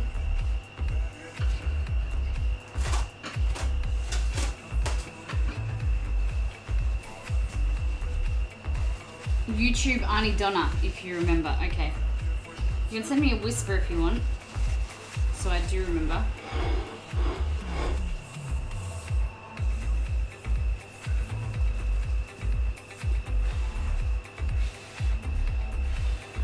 That made it worse.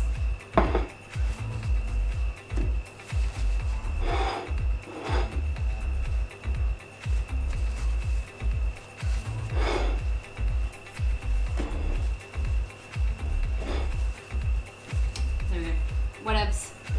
I'm gonna grab one.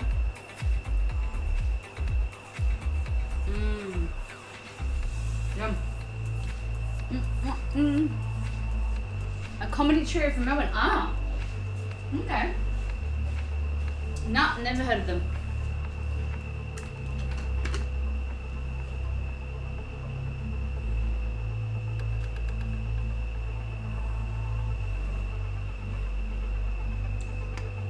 Okay.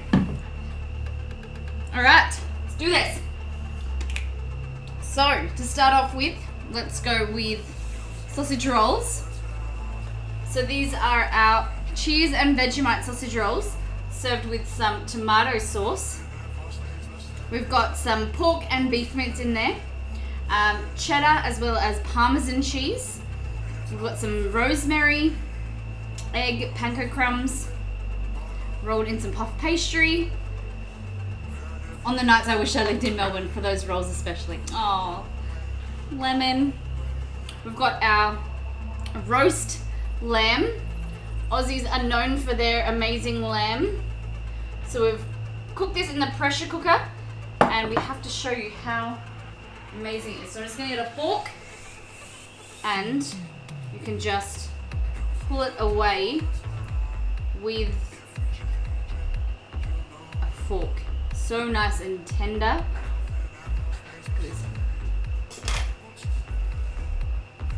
Look at that. It just falls apart.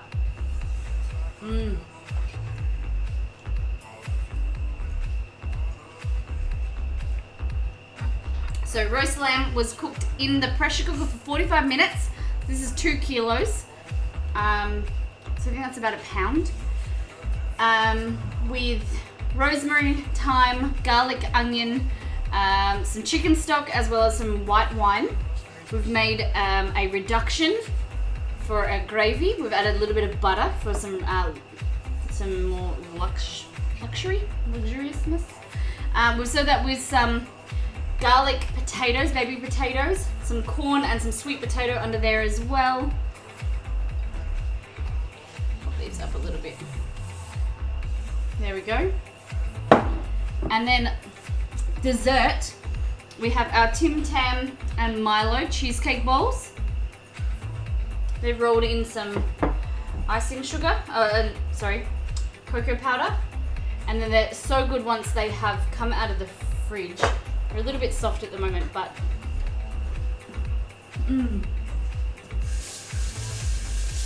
we dip them in chocolate as well, which would be good. And then last but not least, this is our vanilla slice. So we did layers of crisp, fresh puff pastry with a layer of custard, another layer of puff pastry, and then we've done some passion fruit icing in there as well. So that is our full lemon, passion fruit. What am I saying? And then there's one more thing that I wanted to show you, but I don't know if I have. Maybe it's in the fridge. Oh, that not yet. No. I have freeze-dried passion fruit. Oh, Chester has been eating the mat. Okay. Here it is. Freeze-dried passion fruit powder. And this has got a really nice zing to it. Is this a food shroom? Are you cooking for more than one? If you eat all of this, I'll insta-sub. No, it's just for my partner and I. Over the next few days. So this is the freeze-dried passion fruit powder. And it comes out as extra zingy and... So it's usually a powder, but you just break it up with your fingers, like that. And you can just sprinkle that on top and it gives an extra zing. It looks like gold dust actually, but you need to work with it quite fast and eat, like if you're gonna eat with it, because it just absorbs any moisture because it's freeze-dried. Oh, I always forget how tart it is. There we go. All right. So guys, next time on, we'll be back in the kitchen tomorrow cooking some delicious food. But most importantly, Sunday at 6:30 p.m. Australian Daylight Savings Time, we are going to be making some Harry Potter themed food. So that means we're going to be making an episode of Gamer Grub, our show where we do themed food from video games, TV shows, and movies. Thank you to Bella Fire for the redemption of Molly Dollars, our in-stream currency. And we're going to be making some delicious food. You're going to have to be there. As well as tomorrow, 6:30 p.m. Thank you everybody for an amazing stream. Thank you for celebrating Australia Day with us and cooking up some delicious food. We're going to send our love over to...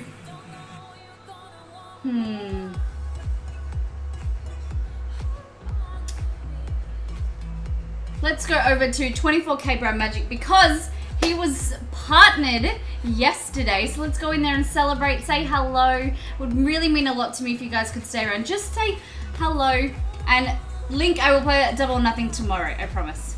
Thank you everybody, see you next time. Make sure you follow the socials. Bye.